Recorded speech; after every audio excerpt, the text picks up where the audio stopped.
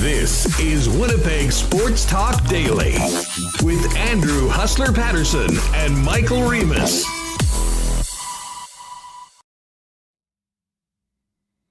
Happy Friday, everybody. Let's do this. Welcome to Winnipeg Sports Talk Daily.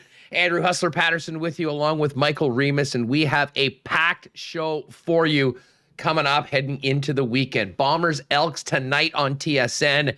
And my guy, Dustin Nielson, the voice of one of the many voices of the CFL on TSN, is calling the game tonight in Edmonton. Dusty's going to join us in about 15 minutes to set up tonight's tilt in the Western Division between the 8-1 Bombers and the last place Elks.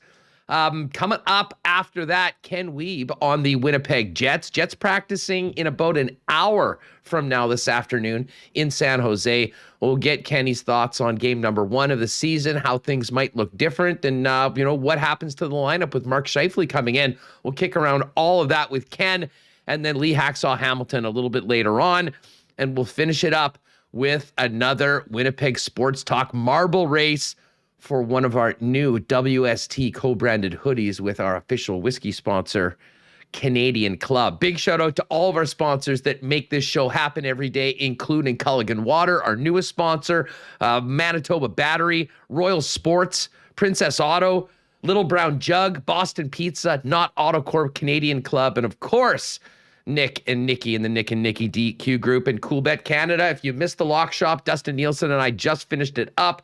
If you're listening on the podcast and you like some more betting content, search Lock Shop, get that done up. We've got all the NFL picks for this weekend done. We did our Circa picks along with Chris Abbott. And then on Tuesday's show, we'll get to more hockey and CFL and, of course, Major League Baseball. What a crazy night it was last night in sports. We had a full slate of games in the NHL. We had amazing playoff baseball. We had a Thursday nighter. Lots to get to as we get into today's show. Let's get Michael Remis in here, and I'll give a shout out to everyone that's joined us already in the chat. Nice to see you all. Everyone seems to be fired up for the weekend, and I know y'all are going to want to stick around to the end of the program for another chance to win one of those WST hoodies. Remo, what's going on? So I'm feeling good. Any new fashion trends I need to hear about, or what? Oh my God, folks listening on the podcast, Remis has pulled out his best. I would have normally said those were sort of Brett the Hitman Hart type shades, but after last night, I think we know whose shades those are. That you are emulating former Winnipeg Jet and now Columbus Blue Jacket Patrick Laine. What a look the finisher had heading in for the Jackets opening game last night. This is the closest thing I had. The best part of his were that I'm gonna pull up the picture right now, but that the lens went through this middle part. These are just like some crappy sunglasses that I got, but I figured gotta respect the great look of Patrick Laine. That was the number one meme on the internet last night in hockey circles, I would think. It was an amazing look, and I don't know, you'll have to get this up. I think it was Solo Gal or Sal Gal that did a mock-up of Patrick Laine being signed to All Elite Wrestling, and he definitely does give off a bit of a pro wrestling vibe with the hair the way it is right now, and of course those. I mean, all I can say, those are basically Brett the Hitman Hart shades from back in the day. I mean, the ones that went all the way over, they look pretty cool. Laine can make a lot of things look cool. But I'll tell you what, the Blue Jackets look pretty cool on the ice last night, absolutely pounding their opponents 8-2. If you're with us on YouTube, there is the turtleneck. He basically borrowed this outfit, I think, from Austin Matthews. Matthews was rocking some turtlenecks quite a bit. I hate turtlenecks. You couldn't pay me enough to wear a turtleneck, to be honest with you, and that's been the way my entire life. But the shades, Those shades, actually, was there not a meme or like something that you could just stick shades on people if you're making Instagram posts or something like that? Yeah. Those basically are those shades. Yeah, they're similar. I think he's bringing back. That's a good look. Matching the shades to the purple jacket turtleneck combo. I agree. Turtlenecks suck. I could never wear one.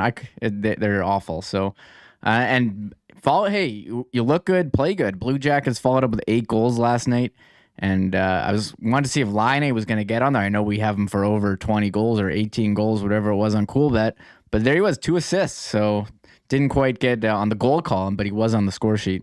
Yeah, everybody else did. There was a lot of goals last night in the league. I don't know whether the goalies were just not quite ready, but I mean, you had that insane game between the Lightning and the Red Wings, and Tyler Bertuzzi, who we'd been talking about because he's one of the handful of players that has decided not to get the vaccine, certainly had a nice start to the season. 4 goals last night, but again, wasn't enough to beat the Tampa Bay Lightning, the Stanley Cup champs, get the win in overtime to get to 1-1, and the Red Wings put up 6, but are unable to get one over on the Tampa Bay Lightning despite all that. The Coyotes, we talked about how bad they're going to be. Oh, there it is.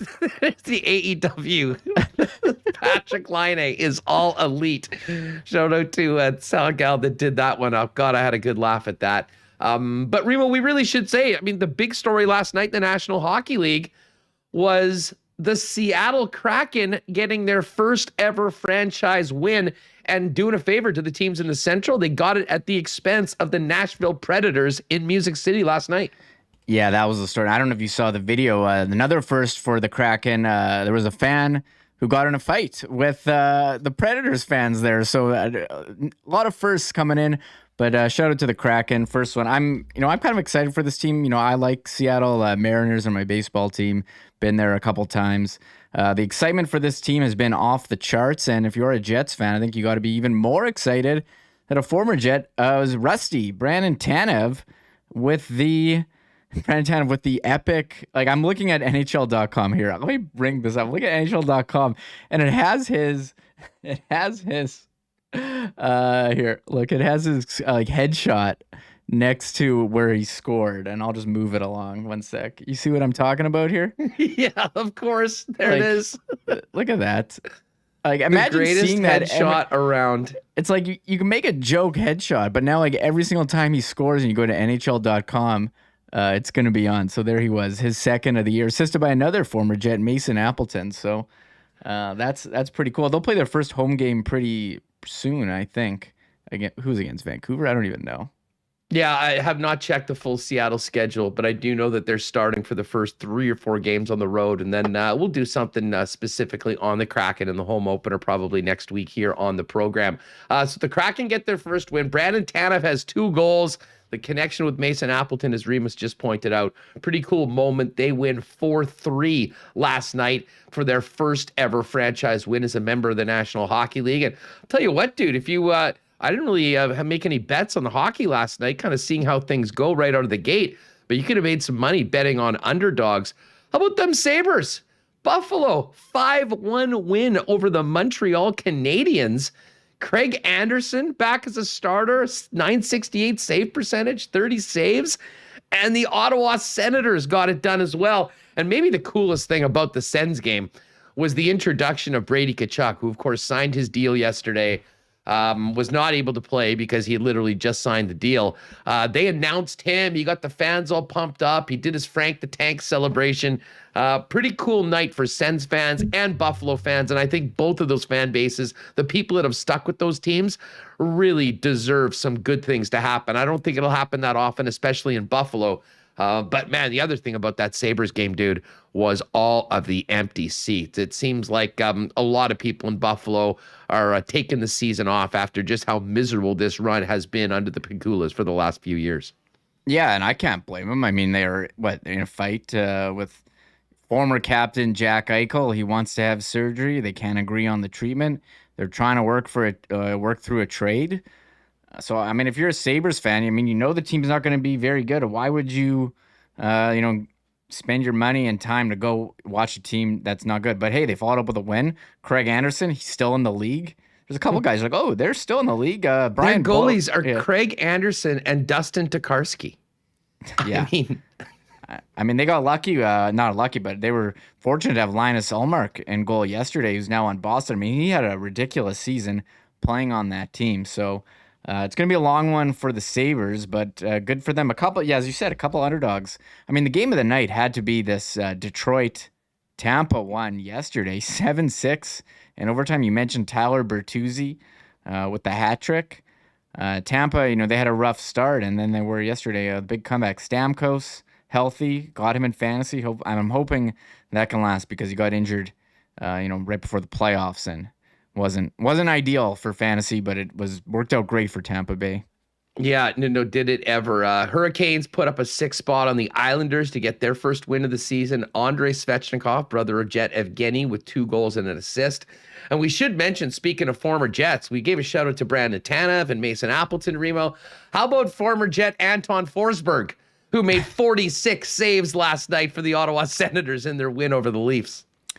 Yeah, a couple teams. I think it's pretty clear. A couple teams made a mistake letting this guy go. Not just the Jets, who was on Columbus. I think he was on Edmonton briefly last year, and Ottawa picked him up, and they're so thankful to have him because they have Matt Murray locked up to this contract, and he's not even, they trade for him, sign him to a big deal, and halfway through the year, he's not even the starter anymore. And Forsberg has been excellent. Does he have Sens colored pads now, or is he still rocking the Jets gear? Still using the Jets gear? Yeah, still rocking the Jets gear. So I think watch out for Ottawa, man. Maybe not this year, but I think they're set up, and maybe Forsberg can be the guy. I mean, he was great last year. 28 years old, got him off waivers. And there's Matt Murray making 6.25 for this year and 2 after. And you're going with the 900K Forsberg. Well done. Yeah. You're getting the nod in the home opener, pal. And then he goes out and makes 46 saves and beats the Leafs. So, anyways, it was cool to see some of the teams that we expect to have really long seasons win. The Ducks were one of those. That wasn't that cool in game number 1 of the season. Jets, of course, have their opportunity to get back to 500 tomorrow night in the Shark Tank, and the return of Mark Scheifele tomorrow night. That's a 9 p.m. game, Winnipeg time. Ken Wiebe will join us a little bit later on in the program to get that up. We're going to talk Bombers and Elks with Dustin Nielson, and we'll also get his thoughts on the Oilers, Jets, and, we'll talk a little bit of hockey with Dusty as well before we get to Ken. But Remis, I won't spend too much time on the NFL game last night, other than to say that was maybe the most disgusting backdoor cover I can remember. The Bucks up 21, give up a touchdown, then a touchdown, and Philly goes for the 2-pointer to break the hearts of anyone that had Bucks -7 or 6.5. But really the big story last night, amongst everything that we've just talked about, was that Giants-Dodgers game. And I mean, an absolute classic, had a little bit of everything. The return of Cody Bellinger as a contributor for the Dodgers with the game winner. Max Scherzer coming out of the bullpen, a la Madison Bumgarner back in 2014. But all anyone's talking about is how the game ended with a controversial third strike call on a check swing that I don't think went around.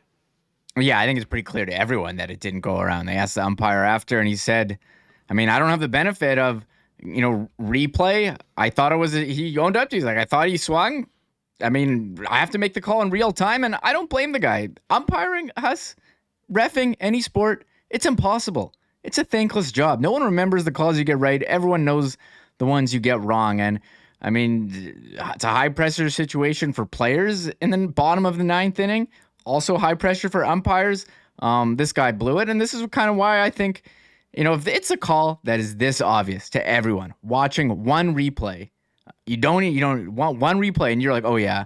I think someone should be like, hey, whoa. Let's go. Like the Armando Galarraga perfect game from a couple years ago. Everyone knew right away Jim Joyce. That he missed the call. The only reason we know Jim Joyce's name because he screwed a perfect game with one of the worst calls in Major League Baseball history. And, I mean, it wasn't great. I mean, he clearly, I don't want to say clearly didn't go, but it looks like he didn't go around. They called it.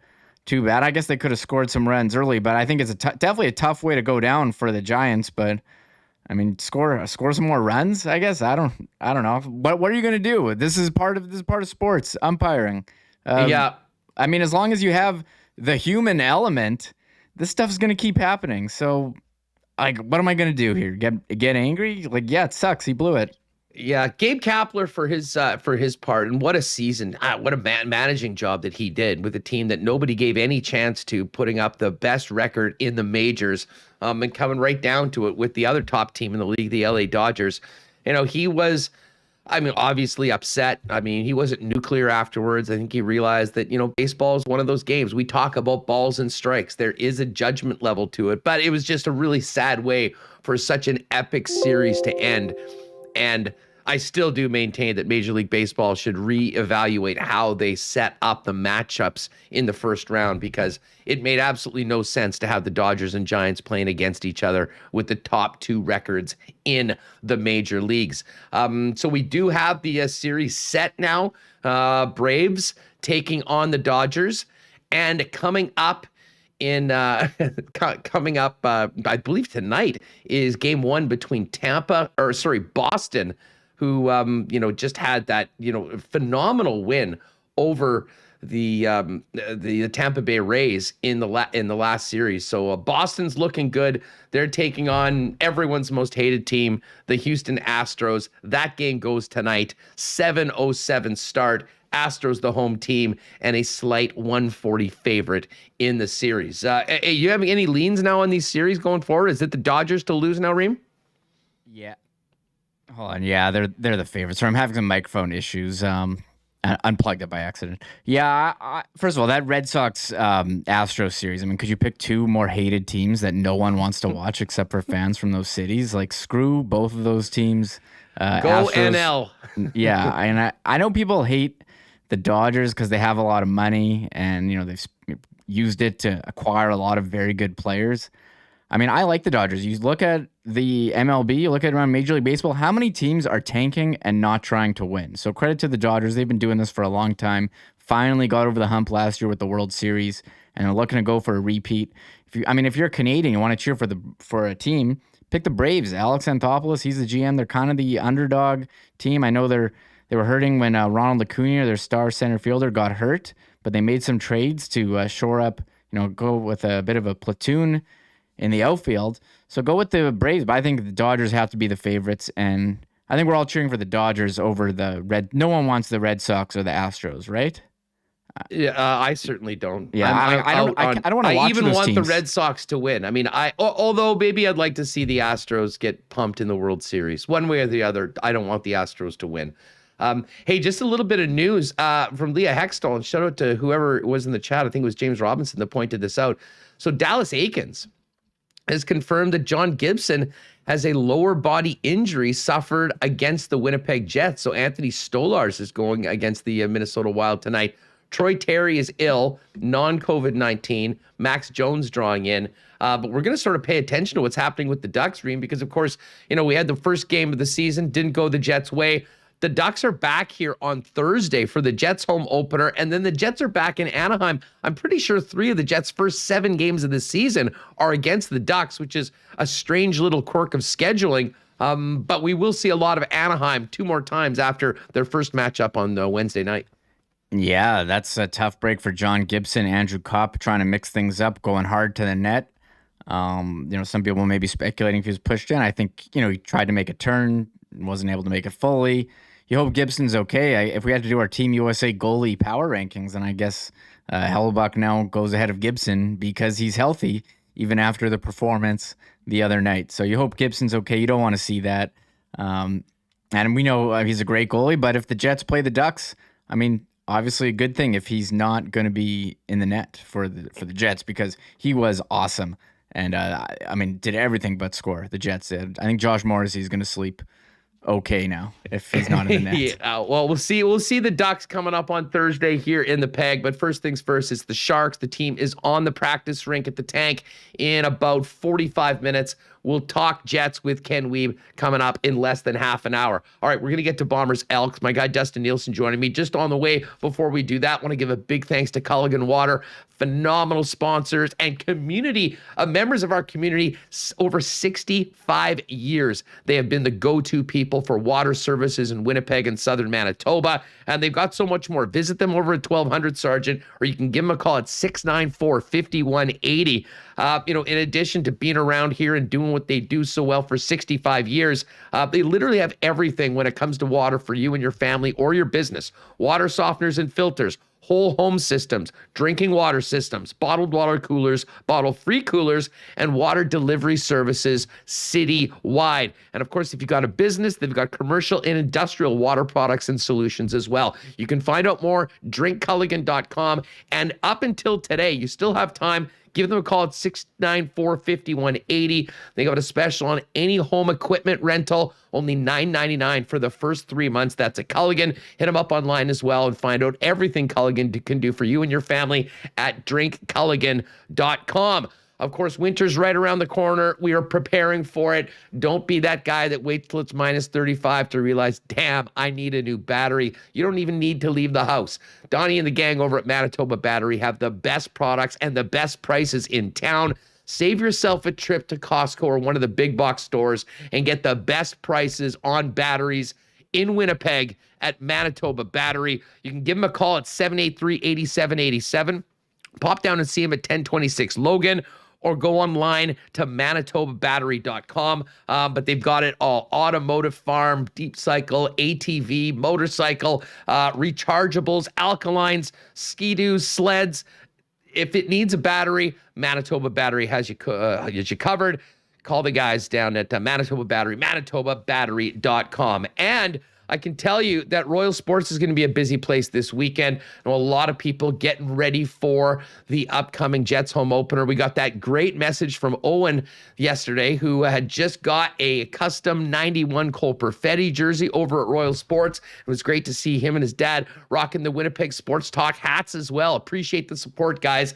Royal Sports is the spot, whether it's Jets merchandise, Bomber merchandise, NFL, CFL, NBA, Major League Baseball. They've got it all there, but it's not just merchandise. They are the sports superstore, family owned in Winnipeg for over 35 years, and the greatest selection of hockey equipment, skates, sticks, multi-million-dollar inventory waiting for you down at Royal Sports. Go visit them, 750 Pembina Highway at the Superstore, connected to Kings Skate, Snow, and Surf. And don't forget, those Blake Wheeler custom hats are also at Royal, with all proceeds going to Cancer Care Manitoba. Great, nice looking lids, and obviously for a great cause. All right, let's talk Bombers Elks with the guy that's going to be calling the game tonight on TSN. You can tell we just did the lock shop because the Cool Bet hoodies are out. Dustin Nielson joins you now. What's going on? Long time no talk. I hope things are good, buddy. I haven't talked to you in about 25 minutes. I do have a water story if you want it very quickly. Please. It's funny you mentioned that water gets your home water tank or whatever. I remember a roommate and I, back when I was like 24, went and signed up for a Culligan water tank or whatever it was, whatever the water tank was in Lethbridge I was living at the time. And I just put it on my credit card every month to come out, like the rental fee. Anyway, I totally forgot about it, moved away, and I don't follow my credit cards too closely. And I realized 6 years later, I was still paying the monthly fee for the water that I hadn't used in over 4.5 years. So pay attention, people. Great service, but you got to have your act together, I guess. Yeah, you need to be on it a little more than my pal Dustin Nielson. Hey, before we get to Bombers Elks, I've just got to ask you, what's the vibe like in Edmonton? Obviously the Oilers dropped the puck on the season. They got was it a shootout win over Vancouver? Excitement for the team right now after a very strange year and a half. And what about crowds? So what was the crowd like? And are a lot of people still coming to the games? I know COVID's still a pretty significant issue out in Alberta. Yeah. Pretty decent crowd, but it wasn't a sold out home opener, which I had a lot of people being like, what, how come it's not sold out? But I mean, you're right. I mean, COVID is still, very prevalent here. The numbers are still, 20, 25, 30 deaths a day. So, that's something that they're still trying to get under wraps. The province isn't doing a great job on it right now. But, as for the game itself and, the vibe around the team, people are pretty excited. I think they could be a really good team this year. And, it was the first time in a long time, maybe ever, that they had Connor McDavid and Leon Draisaitl play together this past night. And I thought, usually when they play together, you go, oh man, the rest of this line is screwed. And it wasn't. It was really weird to see a second line come out there with Zach Hyman and go, hey, this line's all right. And then you had a third line come out with Derek Ryan and Warren Fogle, and the same sort of thing. You're like, hey, this line can kind of hold their own a little bit. Like, not going to light the world on fire, but still much better than they've had in the past. So, they had that game in full control, 2-0, and let it slip away late, had to win it in a shootout. Didn't have a shootout all of last season, by the way, if you can believe that. So, been a long time since we saw a shootout in this city. And then Kyle Turris, of all people, buries the winners. So, it's great having it back. And, doing the radio show still, it's funny because I thought they played pretty well. Canucks played well too. It was a pretty good hockey game, but there's still people that next morning being like, oh, I see Mike Smith's letting in the old weak one again. And he had a .947 save percentage. He was arguably the best guy on the ice. So it was, it's full-blown hockey guy is back, and I'm loving it. Yeah, dude, something tells me that you're not going to be spared goaltending chat on the Nielsen show with LTE throughout the season, even if things are going well. Everyone will just be waiting for the bottom to fall out, considering what they weren't able to do in the offseason. But I'll tell you what, I'm with you on the forward group. I think Fogel's a real nice addition. I think Ethan Bear, they gave up a significant player to get him. But listen, enough about McDavid, enough about Draisaitl. How about your guy, Yessi? What a nice start for the Puljujarvi man. I was joking about it on my show on Thursday morning.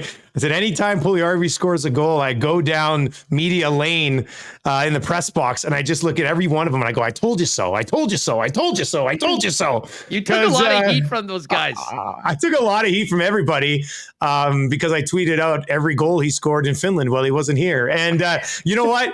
He looks really good. They've got him running shotgun with McDavid and Draisaitl, and I mean, I'd say he's got that perfect build to play with those two guys. He can skate extremely well. He can keep up to him. He's an absolute giant. You saw where he scored his goal on Wednesday night. He gets to the front of the net. McDavid gets it to Nurse. Nurse shoots it. Yes, he Puljujarvi, even if they were trying to move him, most of the time you can't. And he grabbed the rebound and buried it. So I think 25 goals for sure, and possibly even a little bit more, which is way over the goal total that was set for him at CoolBet. So I'm already spending that money. Daddy's already planning the backyard swimming pool for the family house. Well, I tell you, you've indoctrinated me into the church of Puljujarvi. Yeah. I picked him in my fantasy league. I picked him in the draft. And I was quite excited when I saw him starting with McDavid and Draisaitl on that Edmonton Oilers top line. Anyways, enough about the hockey. Let's talk about this game tonight that you'll be calling on TSN. The beasts of the CFL, the Winnipeg Blue Bombers, going against, I don't think there's any doubt, the most disappointing team in the CFL this year in the Edmonton Elks. And Dusty, we may as well start off with the big story. I mean, the Elks were humiliated last week here in Winnipeg. It was a game that was 30-3 that probably should have been more like 40-something to 3 if the Bombers could get a few kicks going through. Edmonton had nothing. They had no answers, and it sort of seemed like a white flag at the end of the game.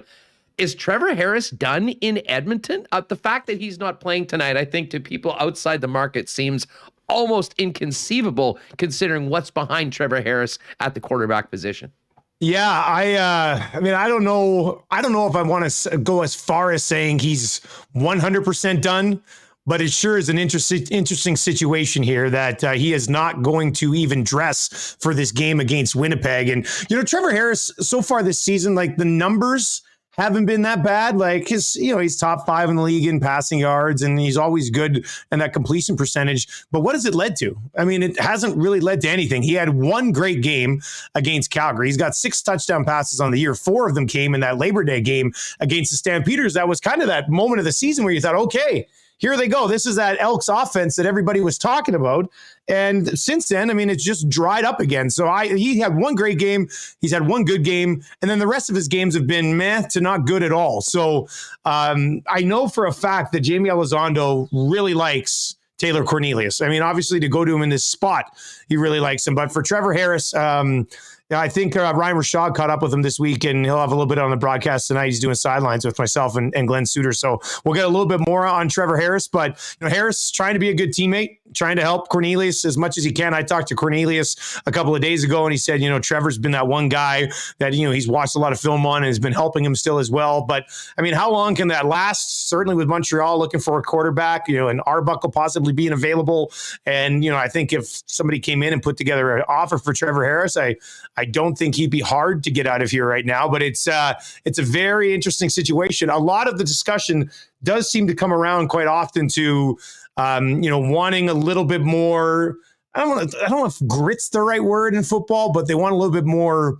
It's definitely composure. That's one of the things that they've talked about, is that, Harris so far has been kind of up and down emotionally so far this year, and Cornelius kind of just sort of goes along at the same level. So they're hoping that calmness on the sidelines might be able to help them a little bit. But I think they want somebody who's a little bit more of a risk taker in that position. And by all accounts, Cornelius more of a risk taker than Trevor Harris. So, I mean, I said it before they made the switch. I was talking to some people last weekend. I said, if you go away from Harris now, it's going to be really hard to go back to him. So we'll have to see what that takes if it does, in fact, happen.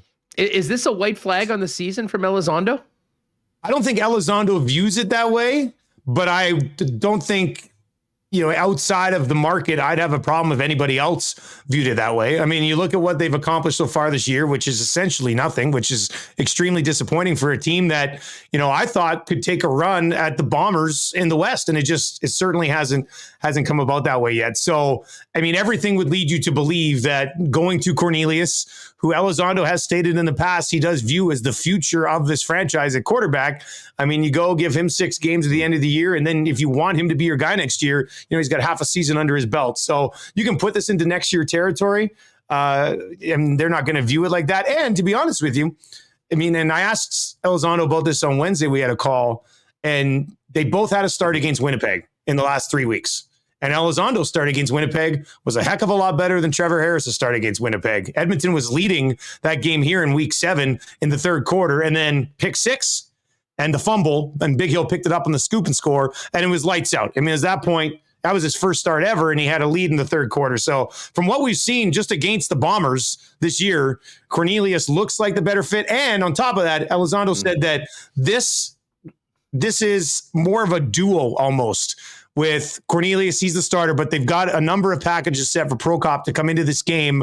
He actually likened him a little bit to Strevler's situation in Winnipeg, last year. So not to compare the two, but I think they kind of view the offense maybe a little bit more dangerous in that way, as opposed to just Trevor Harris trying to throw from the pocket, especially against Winnipeg's defense. Yeah, well, and it's funny. I was just seeing Joey Pankey said that Daryl Walker said that the Bomber defense was average. You've watched a lot of the Bombers and the Bomber defense this year. I would imagine that you wouldn't share the same thoughts. This team has been so dominant. And from a defensive standpoint, I can't remember a team that has been so consistently excellent as the Winnipeg Blue Bombers have through 9 games so far this season. This defense is trending towards being one of the greatest defenses in the history of the league. Like, that's not me exaggerating. Like, the numbers back that up. You can't score on them in the fourth quarter. They've given up 2 field goals in the fourth quarter all season. Like, it's absolutely insane. And, even with the results and the numbers being there, just look at the personnel they have on the field. Big Hill looks just as good as ever. I mean, he's won outstanding defensive player in the league twice. He'd probably be close to being in the running again this year. Like, he's having a phenomenal season. You got these 2 monsters at D end in Jefferson and Jeffcoat that are an absolute nightmare for any quarterback. I mean, could be the reason that Cornelius is in, because he can at least move a little bit, and Trevor Harris either didn't want to or can't anymore. So not that he ever really did that much anyway. And then on top of all of it, and I tweeted this out last night as I was prepping for this game, I mean, you talk about Big Hill, you talk about the D-line, which is right up, I'd say the best in the league. Well, Riders D-line's not that bad either. They got some guys who can do some damage. But the 2 young guys in the secondary are incredible. They work extremely well together. Dietrich Nichols and DeAndre Alford. They both have 3 interceptions on the year. It was Alford who had that pick 6 here in week 7. They've got 13 pass knockdowns. Those 2 guys to come in and have to fit into this group after what they accomplished in 2019 and have the impact that they've had is just ridiculous. And I know I tweeted out last night, and some people tweeted back and said, well, the front 7 puts quite a bit of pressure on the quarterback. And I'm like, yeah, this is how great defenses work. Like, you have to have guys who are there to make the play when a quarterback has to rush the ball. And those 2 guys, and Jones and Alexander, I mean, this defense is ridiculous, man. Absolutely ridiculous. How crazy is it to go into any football game at any level and think, man, the opposition might not get 10 points tonight? But that's how it is now. That's been happening with regularity throughout this season. And you mentioned Brandon Alexander. He's having a phenomenal season playing safety. And I think he has been, I mean, in addition to the front 7, which goes without saying, I mean, the big question going into this season, I think the Bombers brought like 30 DBs to camp. I mean, they really didn't know who those guys were going to be. And, Nichols and Alford have established themselves as legit CFLers but I think they've been helped in a big way by Brandon Alexander. But it's all coming together right now for the Bombers. And then you look on the offensive side of things. Kenny Lawler will be back in the lineup. Andrew Harris, after that slow start, missing a couple games. All of a sudden, you look at the CFL rushing leaders, and he's within 100 yards of William Stanback, who missed last week and is questionable for this week. So, I mean, it's all going well for the Bombers right now, with the exception of the kicking game, which you can imagine. You can imagine what the chat's been like after this. You know, people sometimes are always looking to maybe focus on what needs fixing as opposed to all the other things that are going well. But pretty interesting that Mike O'Shea, on his third kicker, is going back to Ali Mortada tonight after two very underwhelming starts in the CFL. But again, if the difference is winning by 25 or 30, not a big concern right now. But you have to think that if you want to win the Grey Cup, the Bombers will be in the odd close game, and they'll need a good performance from the kicker before it's all said and done. It would be devastating for a team this good to get into a playoff game, and, you know, maybe weather factors in, and whether it's against Calgary, BC, or Saskatchewan or whoever, and they miss a field goal and their season ends on a field goal when it's clearly been a major issue all year. And I know O'Shea was talking a little bit about how he likes the mechanics of Mortada, and that's why he's going to get, you know, another crack at it here. Statistically, he's been the worst of the three. I mean, he hasn't hit a field goal outside of 40. He's 0 for 6 outside of 40, I believe. 0 for 5 from 40 to 50, or 0 for 4 from 40 to 50, and missed the one that he took from outside of 50. So inside the 40, he's okay. Outside of the 40, he has not hit one yet. And it is, I'd like to see this guy have success, because he has a great story. I mean, for sure, he basically has been grinding for 10 years trying to find a job to kick. And right now he's hitting at 40% in the Canadian Football League. So he needs a game, man. Like every time they miss a field goal, the camera cuts directly to Coach O'Shea. And he's got very good at just leaving his face exactly the same. You know, I think he's learned that he just goes like this, and I just goes, there's no like, damn it. Or it's almost like he's immune to the situation. So it's frustrating for sure. I don't know how big of check you'd have to give to go get Medlock back, or what you'd have to give up to get Sean White or Lewis Ward or somebody, but another crack at it for Mortada, and we'll see if it finally pays off. Yeah, Osh has maybe one of the great poker faces in all of sports. I mean, you look and you don't really know whether the team just scored a touchdown or gave one up. But you know what? That's the sort of calm, steady leadership that, yes, you know, has been a big part of the Bombers getting to where they are right now. And yeah, everything's going on. No, we talked about this on the Lock Shop earlier on Tuesday. And folks, if you haven't checked out our sports betting podcast we do together, search it, Apple, Spotify, just search the Lock Shop. Join us Tuesdays, Fridays.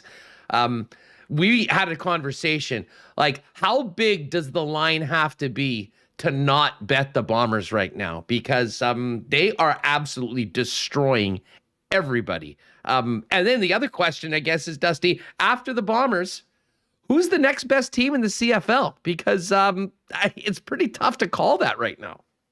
You know what? It's interesting, because usually when you have a team that's dominant, it's not great for the league. But the fact that we could probably make a case for 5 other teams to be the second best team in the league, I think that's great for the league. Like, I think the playoffs, outside of whoever's going to work their way to Winnipeg and the West Final, I think the Canadian Football League playoffs are going to be absolutely terrific this year, because part of me would like to say the Riders. I do think, you know, their defensive line with a few of those guys there, AC Leonard back and Woodard, I mean, they can pressure the quarterback near as good as what Winnipeg's been able to do, at least at the front. But Cody Fajardo, he's had trouble with the deep ball. When the Riders return from their bye week, they're going to have Duke Williams. I think there's a chance they're going to have Evans back. They've got Lennius, who's been pretty darn good for them so far this year. You know, they've got the Canadian kid who's absolutely blown up in Schaefer Baker, and they've got Kyron Moore, who's a stud. So they're going to have a really good. In fact, Fajardo said to me a couple of weeks ago, we were doing a Zoom call. He says, if I can't make it work with those 5 guys, you might as well kick me to the curb, which is true. I mean, but Michael Riley's having a great season. The BC Lions defense is much better than I expected. Like, they're a major issue. I said in the first part of the season, I thought Calgary was better than their record is. I think they're coming around. I'm not sure they're there just yet. And I haven't done too much of the East just yet, but I think it's a great race out there as well, man. It's going to be fun down the stretch here as the Bombers watch on from the top and see how everything else sorts itself out. Well, that's the hilarious thing about it. I mean, the Bombers could basically clinch first place with a win over Edmonton this week. It might not be mathematical right now. I mean, there might be something, but I mean, Saskatchewan, they're 8-1. Saskatchewan's in second at 5-4, and the Bombers have beat them twice. So they essentially have a 4-game lead right now on second place through 9 games of a 14-game season. I did not see that happening. Let me ask you this right now, because with Hamilton in third place right now in the East, Montreal getting that win last week, you've got 3 teams that are 4 wins or more. It's almost been commonplace that we've just sort of assumed that we'd be getting a crossover from the West to the East. I think that's less and less likely as we get closer to the end, which makes this BC Calgary game coming up this weekend almost like a playoff game in some ways. Yeah, these are huge games. I think they played twice down the stretch here in Calgary and BC. And you're right, with the way things are sorting out in the East, that crossover is less likely this year than it has been in a long time. And BC and Calgary I think either of those teams could take care of business against the Riders as well. And with the way that Calgary's been trending, BC, if you look at where their wins have come, they beat Ottawa twice.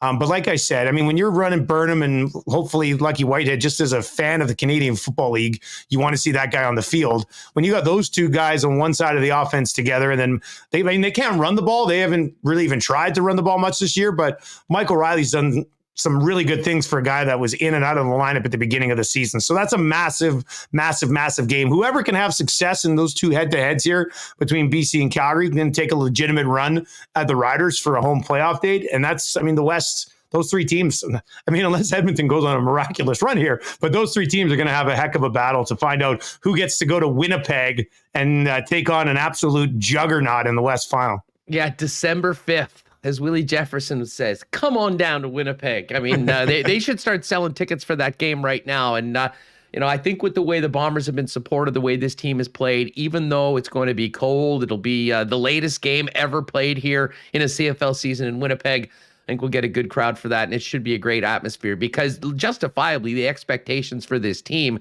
is Grey Cup or bust. And I'm not sure that was the case at the beginning of the season, but everything that this team has done through 9 games has said this is a championship quality football club. And, we waited 29 years for the last one. It'd be nice for the boys, even with a year off, to run it back.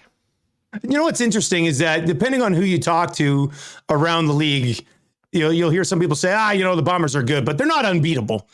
But they almost are unbeatable. Like, since Zach Collaros took over, he's lost 1 game. He's lost 1 game since he took over. So they almost are unbeatable. And it's a series of different things. And Collaros has been playing pretty good. I mean, he'd be MOP conversation, maybe the front runner right now. But if he's not going, then you got Harris, who you can give the ball to, and he can run for 150 yards like he did last week. He's probably going to end up leading the league in rushing again. And then on top of all of it, if the offense isn't going well as a whole, you got this defense that's near impossible to score on. So the only weakness on this team is the kicking game. And, I don't want to take anything away from a bunch of these other teams who are pretty good football teams, but I think the Bombers have earned the right to carry the flag of heavy Grey Cup favorite at this point.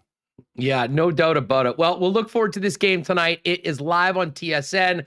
Dustin has the call, 8 p.m. Winnipeg time, 7 o'clock out in Edmonton. Hey, just before we go, I was seeing, I think it was Rob Mahoney in the chat mentioning, I got to ask you about Rod Black. What an incredible, again, a Winnipeg guy, a proud, I believe, grew up in Transcona here, cut his teeth in this market, and ended up being, for my money, one of the most versatile broadcasters in Canadian sports history. And, like everyone, and you'll know this, everyone always gets on the play-by-play guy for hating their team or whatever. And Rod took some shots that way. But I have to say, from my perspective, was always just, one of the best guys to talk to and seemed to be universally beloved by everybody in the industry.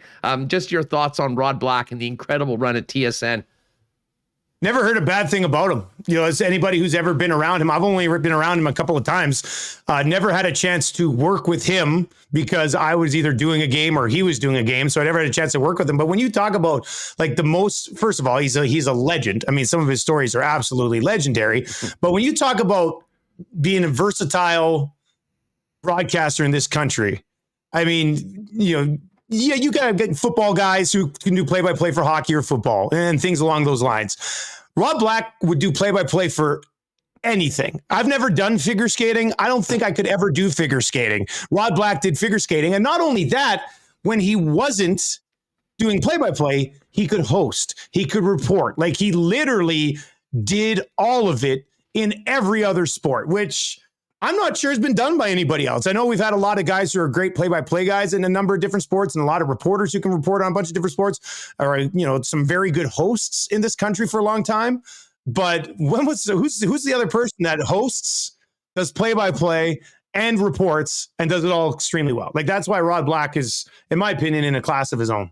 No, absolutely. It reminds me of you back in your Canada Games days, learning what sports were and then broadcasting them the next day. All hands on deck at an event like that.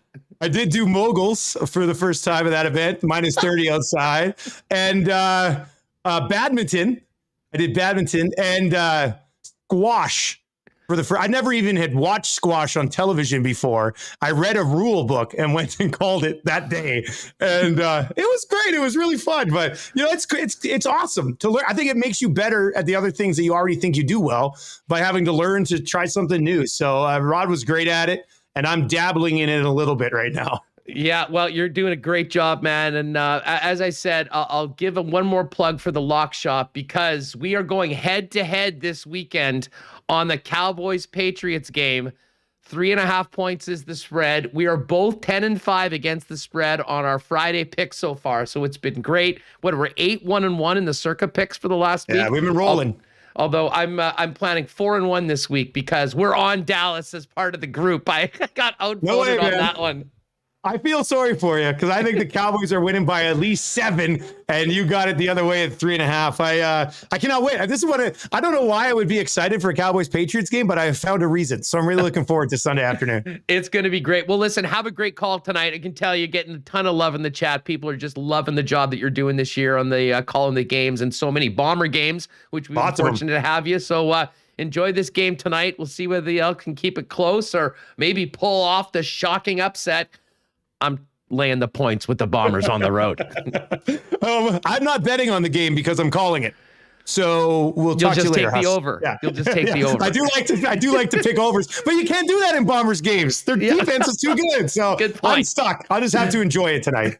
Take it easy, pal. Thanks for doing this. See you later, buddy. At Nielson TSN 1260. That's Dustin Nielson. You can catch him in the morning. I often make it part of my morning, throw on the app and listen to what he and LTE have got going. One of the, maybe I'll say it is the most entertaining morning show around. And of course, great chopping it up with him a couple times a week on the Lock Shop. We just did a program today before Winnipeg Sports Talk, so you can check that podcast before you make your picks for the weekend. All right, Kenny Wiebe's going to come up. We're going to get back to the Jets. Big game tomorrow, number 2 of 82 in San Jose. Before we do that, a big thank you to Princess Auto, one of our newest sponsors here on Winnipeg Sports Talk. Princess Auto has been absolutely just such a wonderful partner for us and a partner of the sport of curling here in Manitoba. Proud sponsors of the Mike McEwen team, the Jen Jones team, as well as one of the big stops on the professional event. And we are counting down the days right now until we get to the Olympic qualifying tournament coming up next month in Saskatoon to be exact. In the meantime, no matter what you're thinking, you can make it happen at Princess Auto. Princess Auto, has everything there to make what you're coming up with in your mind the reality. You'll find everything you need to complete your projects on your list or start something new at Princess Auto. Visit them in store at either the 2 Winnipeg locations, of course, a national company, but headquartered right here in Winnipeg, or you can shop online and get all the ideas for your next project at princessauto.com 24 hours a day. There's lots going on over at Little Brown Jug. Tonight is the night. S'more beer, please. This evening, nice fire outside. They've got a special brew that the brewmaster's done up for it. Should be a really great night. If you're thinking about maybe going out for a few before the Bomber game, why not pop down to Little Brown Jug? They do have a couple other promos going on right now. The 19-liter and 50-liter summer lager kegs are on right now for over 40% off. And if you're thinking ahead to the holiday season, maybe you've got a party, a wedding, certainly a holiday party. Think about the tap room at Little Brown Jug. If you go to littlebrownjug.ca, they just went live with an event booking page where you can find out about booking holiday parties, birthdays, bachelor and bachelorette parties, and more over at Little Brown Jug. It's all available online at littlebrownjug.ca. And again, the S'more Beers Please outdoor event on the patio happening tonight over at Little Brown Jug. And last night, I said I called my shot. Thursday night, start of NFL, time for some BP wings and a pizza. Popped in for a couple, grabbed for takeout for the second half of the game. But I'll tell you what, tonight we got Bombers Elks, tomorrow Jets Sharks, full slate of NFL games on Sunday. No better place to get together with the gang to watch the big game than your local Boston Pizza Lounge. And if you're staying in, you can get the great taste of Boston Pizza by ordering online at bostonpizza.com. All right, let's get back to the hockey scene and talk some Jets with Ken Wiebe of Sportsnet and, of course, Kenny and Rennie. Wiebe, how are you, my friend? Great to have you back on WST. What's up? Tremendous, Huss. Happy Friday to you and the listeners here. I'm going to echo your sentiments here from both of you guys. Dusty, I think, is doing just an absolutely awesome job on the CFL. I think his personality and passion for the sport is really coming out. I think it's been great to see. We know how much he loves the CFL game, and I think he's doing just a fabulous job. And in terms of Rod Black, I mean, he's a guy I've had a few limited dealings with over the years, but incredibly proud Winnipegger, proud of where he's from, and has just done just an incredible job on so many fronts. Dustin touched on his versatility, and as Michael Landsberg pointed out on the old Twitter machine yesterday, as great as Rod is at his job, he's just an incredible human being. Had an opportunity to play in one of his golf tournaments earlier on, and like, this is a guy who's proud of Transcona, and he's just a fabulous person. So all the best to Rod in whatever the next chapter brings for him. Yeah, lots of love for the Transcona roots of Blackie here in the chat right now. Apparently got a start back at Saints Roller Rink back in the day. We all got our roller rink stories from Winnipeg a generation ago. But, you know, you're right. And just on Rod, he, there's a guy, he did it all. And as Dustin mentioned, I mean, he did every single role. He called sports that a lot of other people wouldn't even think of putting their foot into the water and doing. But more than that, and I think we're seeing this, and this is a big part of, I think, what you just mentioned on Dusty. I mean, he's just such a good dude. I mean, I had the pleasure of having Rod on a number of times back in the TSN days, as well as here on Winnipeg Sports Talk, and always incredibly generous with his time. And there's a lot of guys in this business that when they get to the level of Rod Black become big shots, if you will. And Rod is still the same dude that was cutting his teeth here in Winnipeg, even to the very last day. So I'm glad we got that out, because we touched on it a little bit yesterday. But, you know, certainly for guys in the business that have been doing what you and Dusty have been, we did want to give a big tip of the cap to the great career for Rod Black. All right, hey, first off, I didn't know you guys were going live after game number one. The IC guys went on, and then 1 a.m, I'm going to bed, and it's Kenny and Rennie time. Was that an impromptu show or what? No, Huss, it was, we're in the communications business here, but my lack of communication to you, my man, I apologize for that. I think we caught a few of the Kenny and Rennie folks off guard, and part of the issue, we're trying to juggle the schedules as best we can with Sean in the arena in California. It's awesome that he was there for the broadcast for sure, but creating a few challenges. I mean, we had to wait until he got back to the hotel, and I had to write on deadlines. So thankfully, the good folks at Illegal Curve stretched things out till about 1:45 or 1 o'clock almost for when we got up. But awesome to see the audience stick around till almost 2 a.m. And as usual, Huss, as you've seen throughout the course of the week, the passion was flowing heavily after what was a disappointing loss on the scoreboard for many Jets fans. Yeah, burn it all down. 0-82. Here we go. Just, there's, and listen, we had some fun with it yesterday. It was massive overreaction day here in Winnipeg. Overall, and I said this yesterday on the program, I thought there was a lot of good things the Winnipeg Jets did.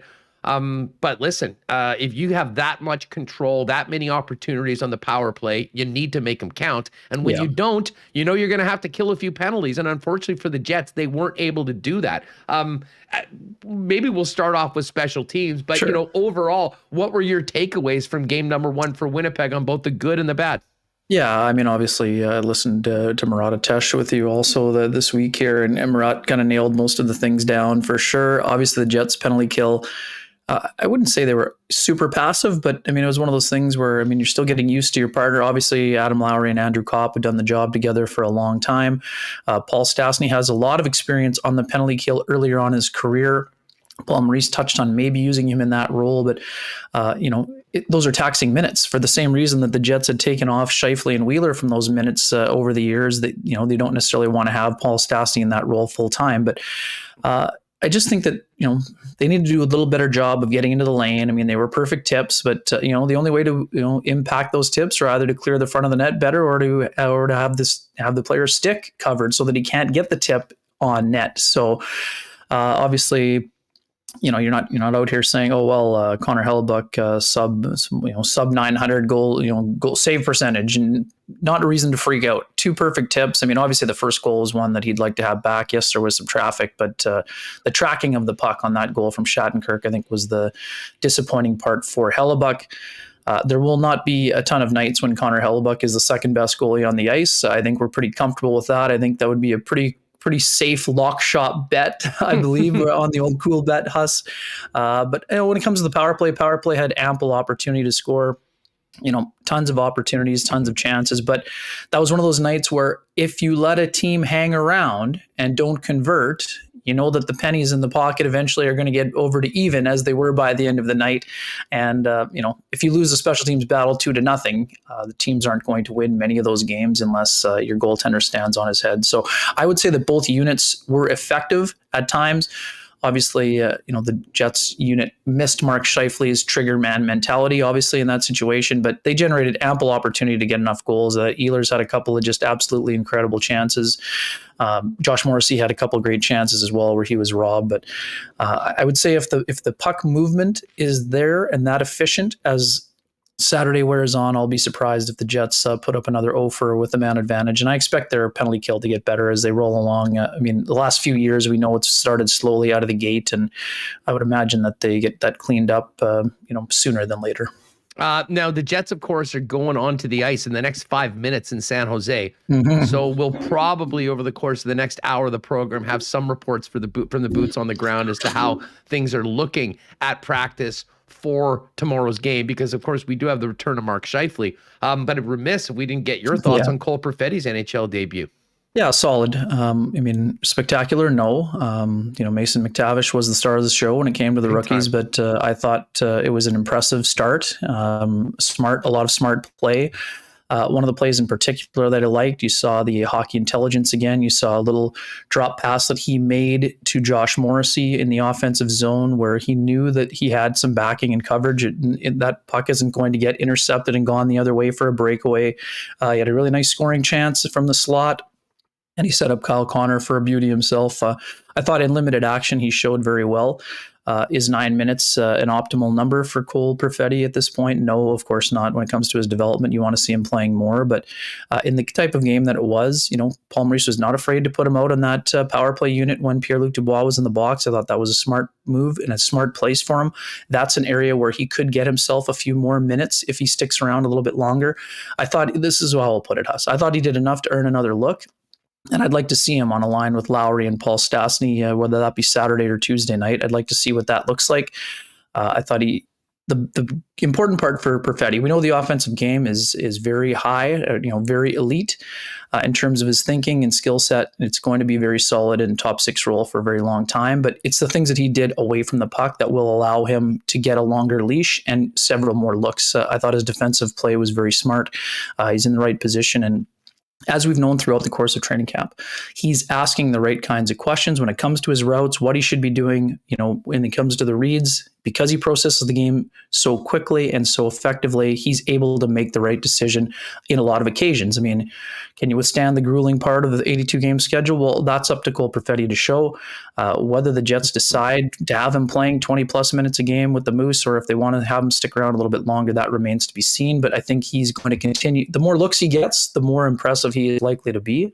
And I think yes, of course, Mark Scheifele's absence opened the door a little bit further than the crack that was available available earlier, but I think he's done enough to earn another look, whether that's a Saturday or Tuesday against the Minnesota Wild. You know what really stood out to me, Ken? And, we've heard a lot about him. I haven't had a chance to watch a lot of Cole Perfetti, live. And, we watch him in the juniors and a little bit in the World Championships and some with the Moose last year. But what really stood out to me in the NHL game, in addition to just his hockey sense being in the right place, man, he's got a good stick. I mean, he was a pickpocket at times. And I mean, the ability to create turnovers. I'm not sure if we've got an analytic for that because, I mean, it's a very, things happen so quickly but I'll tell you what, I mean, he was responsible for a few turnovers that did turn into some offensive possession for the Winnipeg Jets. And that's another thing that will help him, certainly in the eyes of the head coach. For sure. I mean, he's not Mark Stone-esque quite yet, but showed a couple of those flashes where you could see him being one of those guys who is very good on the back check. You see the back pressure. You saw it in that last exhibition game against the Calgary Flames. That's how you earn the trust of a head coach. I mean, that's the thing that you heard about how all the players talked about him. Of course, you understand that they're going to be supportive of a teammate, but it's the kind of things that those guys were saying about him, and the poise and the playing like a veteran, all those types of things. I mean, those are pretty heavy plaudits for a guy who's 19-year-old making his NHL debut. And that's the thing about Perfetti. He's not going to be just satisfied with getting that first game. We often talk about those carrots that you might want to hand out to a player for a job well done in camp. Here's a taste. Now go to the minors and dominate. Well, yes, that probably is ultimately going to be the case, but he keeps earning more, and the more that you give him, the more opportunities he's kind of going to create for himself. Again, he's going to get better as the games wear on, and I think he's going to earn more ice time as the games wear on. If that means he has to go, let's also not get too far ahead of ourselves. Kyle Connor was should have been the Hobey Baker winner as a freshman at Michigan. He started the year, basically playing a lot in the NHL, and then had to go to the Moose, then ended up being a 20-goal scorer there, came back, and then became the dominant force that he has become with those 3 30-plus goal seasons and the 26 last year in the condensed. So isn't necessarily going to be a straight line path, but he's definitely done, I think he's ahead of where we maybe expected him to be, and I think that he's going to keep forcing himself and to make it as difficult as possible for the Jets to send him to the minors, which eventually they probably will. But let's see how the player performs as we move along here. Ken Wiebe is with us on Winnipeg Sports Talk. Great to see everyone with us live on YouTube. If you haven't already, do us a favor, hit that thumbs up button. And I see Remis has just mentioned that we are one sub left before 5,600. So if you are new and you haven't been with us before, it's that red button there. Hit it up, and we're here every day, 1 p.m. live on YouTube, and we'll have the audio into your podcast feed in between 3 and 3:30 every afternoon. Wiebe, up front, the first line was a little disjointed, of course, because Mark Scheifele wasn't there. I know watching you guys, Blake Wheeler was taking a little bit of heat, and it was interesting. It was the good and the bad for the captain, in my opinion. Sure. Terrible first shift. I mean, you could tell it was the first game of the season when you're drop passing to an opponent right in front of your own netminder. But whatever, we'll give a mulligan on that. Did make a brilliant play to set up the 1 goal for Kyle Connor, and that was the good.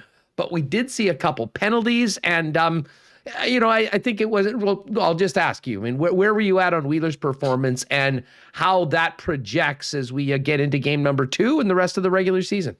Yeah, I mean, I would say I would just caution that first penalty was pretty ticky-tack, and if the Miners weren't 4-0, I don't know that necessarily would have been called. Was his stick in his hands to a degree? Yes. Was he in a chase position? Yes, but I would say that was more of the evening up kind of variety. In the second one, he kind of hauls down Drysdale a little bit there. So again, penalties he probably wants to avoid at least one of them, if not both.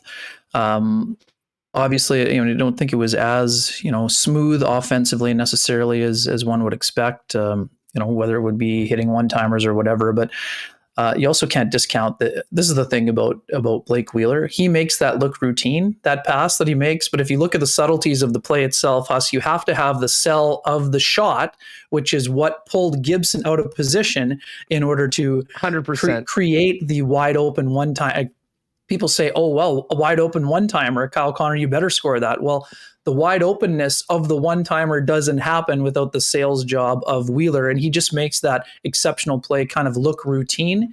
But again, I mean, Blake Wheeler can play better, of course. I mean, I'm not out here sounding alarm bells, though, either.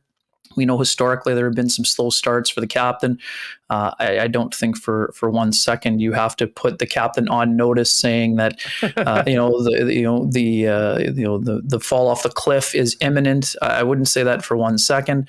I mean, as Sean and I talked about it, I do think there can be at sometimes this season, there may be a load management kind of situation that comes in, not necessarily sitting out games like they do in the NBA, but I do think the Jets will investigate some of the benefits for maybe a slight reduction in ice time, for Wheeler, also maybe for a Paul Stastny. I mean, we know Father Time is undefeated. We know these guys keep their bodies in incredibly fit shape, but the difference between shaving off a minute or two for a player that is that age, I think there would be some longer term benefits. Do the players want that? Of course not. Kevin Bieksa talked about it when the coach told him. I was just going to bring that up. Because that was a real interesting conversation at the intermission. And I'll just, let people know if you missed it. Bieksa was talking about the fact that, he was playing 24 minutes a night for Vancouver, and they said, we sort of like you more at around 21, and we think that's better for you. And while he admitted that it was true, to your point, Ken, it's not anything that a player wants to hear. But certainly from a captaincy perspective, I mean, I think there is something to be said for doing the things in the best interest of the team. I'm not saying that conversation has even been broached, but at some point, I don't think Blake Wheeler's going to be completely adverse to that, even though he's essentially been a mainstay on that top line and the top power play, but for good reason. He's been very productive.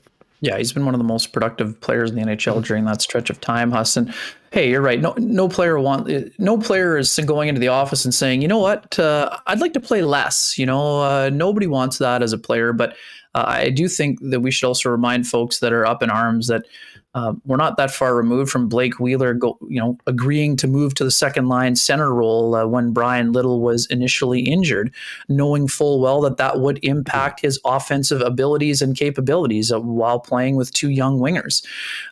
Blake Wheeler is not afraid to put the team first, and he will continue to do so. But it's going to have to come from the decision made by whether it's made in concert with the discussion with Paul Maurice or not. But let's let this play out here. Let's see what it's like with Mark Scheifele in the lineup. Let's see what it's like with an upgraded defense core. I think that's one thing that obviously we both know and we both saw, that having Nate Schmidt and Brennan Dillon in the lineup, even in the opener, allowed the Jets to spend less time in the defensive zone. So at a time where the Jets want that top line to be a net positive line, the chances of that happening are increased probably dramatically with having an upgraded defense core, and you're going to be spending less time chasing around your opponent in the D zone and expending all that energy in the D zone rather than expending it in transition and in the offensive zone, where we know that line over the years has had the potential and ability to spend 30, 40 seconds in the offensive zone, making their opponent chase them around, leading to chances both for themselves and for shots from the point and rebounds and all of those things. So I think that Blake Wheeler is going to be just fine. I don't doubt that for 1 second, but I mean, I do think that at some point this year, I mean, we know what the corollary is, right? If Wheeler plays less, maybe a certain other right winger might play a little bit more, but I don't think it's as direct as that.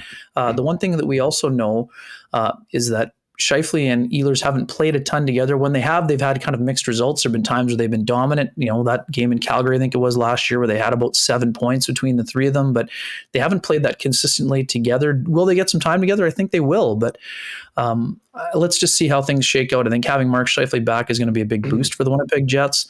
And hey, Nikolai Ehlers had just an absolutely fabulous start to the year already. I think, what was it? I think he had 8 shots and maybe 13 attempts in the game. He was buzzing around, creating all kinds of chances, both on the power play and at even strength. And I've said it before to you, and I'll say it again. I think that Ehlers is on the verge of showing the rest of the NHL what we already know. This guy has the potential to be a true superstar in the National Hockey League, and I've got him down. I think he's going to have 40 plus this year, and whether he's playing on the top line, the second line, doesn't matter which power play unit is going. We know that the ice time was a little bit more evenly distributed in that opener, and that's something that needs to happen. I totally understand. A lot of people up in arms. That first power play happens. Yes, there was all that zone time, but you look up on the clock and it's 150 for that. Well, that happens. I mean, they literally had control of the puck. It never went out of the zone. So, I mean, you're not going to, change that way. But as far as Ehlers go, it was interesting. I mean, I was with you. He was flying. He was shooting the puck from everywhere. I mean, he was dangerous all night.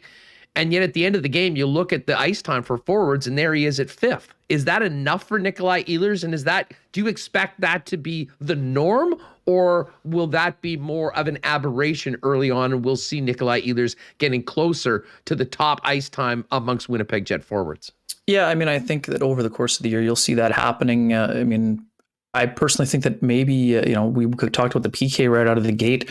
I wonder if there's an opportunity maybe for Pierre-Luc Dubois to get involved in the penalty kill as a way to kind of get his ice time up a little bit. I mean, naturally, if we're talking about ice time, if Ehlers were killing penalties, then maybe that's another window where he gets a bump in ice time like an Andrew Kopp would get. But I don't know that that's necessarily on the radar happening right now. But I think that Ehlers' ice time will be on the rise.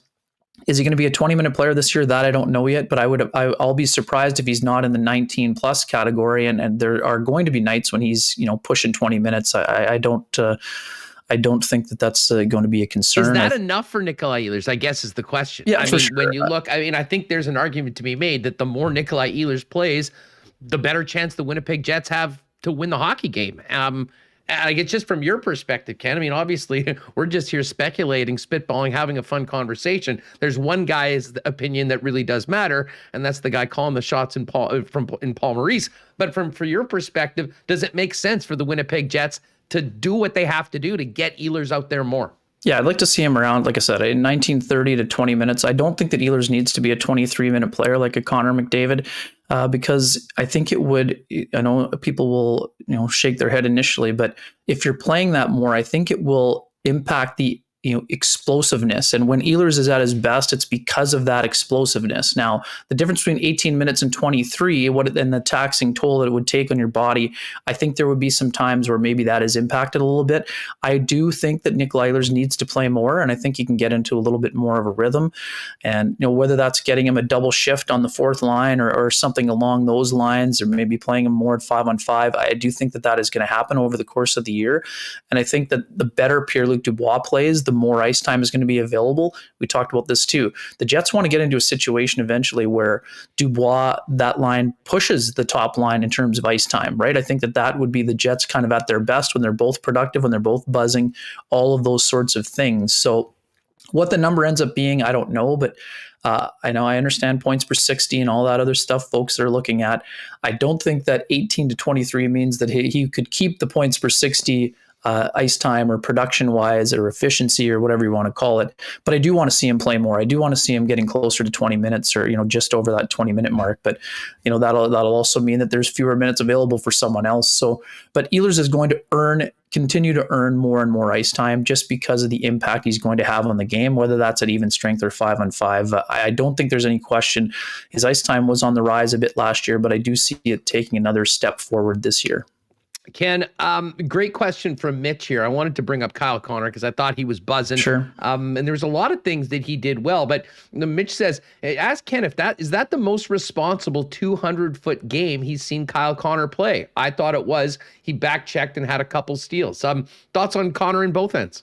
Yeah, it's up there for sure, Huss, and that's why I chose to write about Kyle Connor today in my column that just went up on sportsnet.ca. We know the offensive acumen, right? He's 7th in goals in the NHL since 2017-18. So we know he can put the puck in the net. That's never been a question. Nobody's asking him to win the Selke Trophy, as I wrote, but I think that he can be more responsible. He can be better along the boards. And I think that if he uses his speed that effectively on the back check, he can be a really good dependable two-way player. And I think that you've heard Kyle Connor talk about it. We spent a lot of time talking about Mark Scheifele and his Olympic quest. I asked Kyle Connor last Friday quite flat out, what would the Olympics mean to him? And his eyes lit up, right? Here's a guy who was cut, surprisingly, by the World Junior team that year for Team USA. But he's played. Can't believe that. Yeah, he's played for his team at the Worlds. He's played at the World Championship. I think that he's going to be on that team, but he also knows that he needs to show some of the same things that Scheifele needs to show Doug Armstrong. Be a better 200-foot player. I noticed that right away. I love the back pressure that Kyle had, a couple of those steals. That's important. It's important for his game. You're not asking the player to sacrifice offense to become a defensive specialist, but if you can use your speed and skill set and quick hands to steal pucks from your opponent, it's going to make you a better player. And naturally, if you can get those steals, the way the Jets can play in transition with their speed game, obviously it's going to lead to more offensive opportunities. So that's a long-winded way of saying I think it was one of the better games I've seen Kyle Connor play in terms of his 200-foot game for sure. And I don't think that's a one-off. I think that's something we're going to see a lot more of this year. As Kyle Connor tries to take his game to that next level, because we already know he can put the puck into that. There's never been a doubt about that. Well, while we're talking Olympics and that carrot for a player like Kyle Connor, let's talk about Scheifele for a minute. Obviously, I'm sure he was biting his lip through that entire hockey game, sitting in the press box, knowing that he's finally getting back on the ice for game number 2. What do you expect to see from Scheif tomorrow and this season, considering what's at stake for him personally, the hockey club, but also I think most people would agree he's in the mix, but somewhat on the bubble to be a member of Team Canada. Yeah, it's very interesting. So I expect to see a highly motivated player and, not a selfish player. I mean, Mark Scheifele wants his team to do well. He knows if his team does well, he'll, help push his way up the depth chart for Team Canada. We know that whether it be at the World Juniors or the World Championship, there have been times where he sort of started in more of a complimentary role and worked his way up, similar to like a Jonathan Toews at the Olympics. He started as the 13th forward, and you end the event on one of the top lines and one of the most important lines. So Mark has shown an ability to play with highly skilled players. He can move to the wing if he needs to when it comes to Team Canada.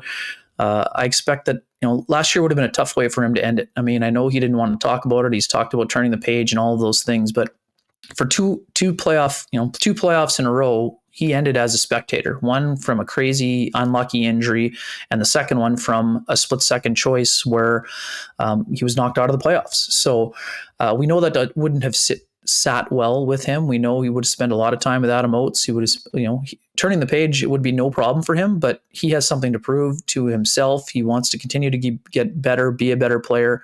I mean, I'm not here saying he's pushing Connor McDavid for the Art Ross trophy, but I do think he has the potential to be a triple-digit player. I think that he could push, this is the year that he goes from maybe to 82 points to, 99 or 100. I really think that he has that capability. We know he has the shot. We know he has the size and strength, and he worked on some of those other things. And we've been watching Mark Scheifele throughout the course of training camp. He's always had that quick kind of Sakic-like release with his wrist shot / snapshot. He worked a lot on his one-timer in the summertime. He has absolutely been hammering pucks from that spot, that line A spot, if you will. And I'm very interested to see how that translates into helping the Jets' power play. We know they were already 7th in the NHL last year, but there was room for improvement. I expect Scheifele to be a force both on the power play and at 5-on-5. Yeah, well, I mean, they missed him big time in the first period against the Ducks. And I mean, listen, no offense to Blake Wheeler. I mean, he's been a huge part of the Jets power play and has been, a prolific passer and setup guy. He's not the guy that you want to have in the one-timer spot, I don't think. Scheifele, I'm sure, will be in that spot, and it'll be interesting to see how that power play unit looks. A lot of people wondering about your thoughts on how the defense pairing looks and, of course, the debut of the two new guys. Yeah, I thought that the Pionk and Dylan pairing had its moments. I thought that Pionk certainly reintroduced himself to Jakob Silfverberg along the boards there. That's the kind of game that he's going to bring. I don't think it was their best showing per se as a pairing, but what I would say is that I really thought that the Josh Morrissey, Nate Schmidt pairing was absolutely exceptional, both in terms of the eye test and the numbers bear it out in terms of their scoring chances for and against. I thought that they were excellent. They were moving up the ice incredibly well. They defended well, not a lot of extended shifts in their zone, and they moved the puck effectively and efficiently, which was an important thing that we talked so much about, the zone exits being such an area of, struggle at times last year for the Winnipeg Jets. They did that exceptionally well. I thought Morrissey looked like himself, to be quite frank, and I thought that Nate Schmidt looked very solid in his debut. And the one thing that we haven't really touched on, Huss, I mean, the exits were a lot better. I think the zone entries were an area where the Jets could be a little bit better at coming up, attacking with speed and doing things like that. But I would say that had more to do with, kind of first game of the season kind of rust than something that I anticipate being an issue for them. I don't think it'll be an issue because of their team speed. But yeah, the defense as a whole I thought was very good. Could they clean up a few things in front of the net? And puck management, I would say, was an issue on at least two of the goals. But, it's game one of 82, right? I mean, this is the beauty. You touched on it right out of the gate. I mean, hey, as crazy as it will sound, there would be some fans in Tampa that going into the third period yesterday were probably saying, oh my God, we lost the opener to Pittsburgh. Now we're losing to Detroit. There would have been a hashtag saying fire John Cooper, even though he's delivered 2 Stanley Cup championships in a row. So again, we love that passion, but it's important to, you can draw conclusions, but, wide sweeping conclusions and, let's save those for a little bit deeper into the season and see how it goes. And if there are some issues, man, we'll have no issue pointing them out and seeing where they need improvement. But I would say the Jets played a pretty solid game as a whole, but their finish needs to be better. And there are things they can clean up. I mean, if they want to be an elite team, that means you got to be elite on most nights. I would say that they were very good in game one, but there's always going to be room for improvement, whether they lost 4-1 or won the game 4-1. Well, listen, I mean, getting Scheifele back and is going to be a big boost for the Winnipeg Jets. And I'm just seeing Remis has just thrown this in the chat. I'll hit you with this. So we've got some line rushes from practice. This is from Mitch Clinton with Jets TV. Connor Scheifele Wheeler, Cop Dubois Ehlers, and Stastny Lowry Vesseline. Oh, hold on a second here, Reem. Sorry, I can't really paste into Google. I'll just pull them up on the screen here. Yeah, here's Mitch, here Mitch's we are. tweet. Connor Scheifele Wheeler, Perfetti, Cop Dubois Ehlers, and Stastny Lowry and Perfetti, just like you had spoken with. And now Harkin's moving to that fourth line to play with Nash and Vesalainen. I was kind of close to 50-50. I talked with Murat yesterday. I thought maybe like 40-45% that Perfetti would be in. But to your point, I think he did enough to earn another look. But what do you think about the fact, like, if this is the way things are looking, it's pretty much what you'd said you'd like to see. See what happens. Get Paul Stastny on that line. Give him another opportunity to get back into the lineup and see what he can do.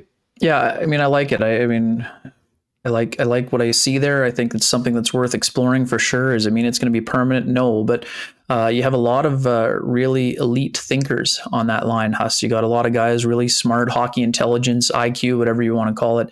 And then too, the other part that we've been talking about, Perfetti, his ability to shoot the puck. I mean, now that's a real trigger man on that line. And again, as a young player, you're always probably looking to defer a little bit too much. But the one thing with Perfetti is that he's not afraid to look for a shot. We've seen him look for it, whether it be in practice, whether it be in games, exhibition, and otherwise. And that's something that line, hasn't really had a whole lot of since maybe Jack Roslovic when he played on that line, right? So he was a little bit more of a trigger man, but too, sometimes a pass first player. So I like the look of that line, and I'm not going to take all the credit there. I was listening to Paul Maurice with Paul Edmonds there on the pregame show the other day, and he did say that he wanted to see that line together at some point. So not surprised that it's getting a test drive here early on.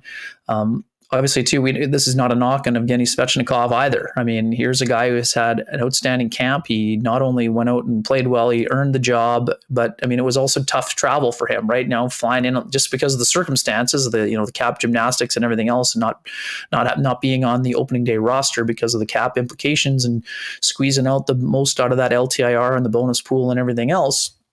He had to fly in on the day of the game. Here's a guy who's played great, but now, in his fifth game, he looked a little bit tired, and now he's traveling in on the day of the game. So I think that just if this is how they roll tomorrow, which I expect it is, it will allow Svechnikov to have a couple days here where he's on the ice. Now, again, yesterday was an off day for the team. They weren't practicing. So now you've gone from no morning skate. Now there was an off day yesterday. So you get a practice in, you'll get a morning skate in, you'll get a conditioning skate in. And then by the time Tuesday rolls around, he might be ready to get back into the lineup. But it's another example. Hey, you got to be on this competition we've been talking about from the beginning, Huss. It's an open competition and it's an ongoing competition, right? I mean, so no better example than Harkins. You can't play everybody in every game. I mean, as much as we'd love to see everyone, getting 25 minutes a night.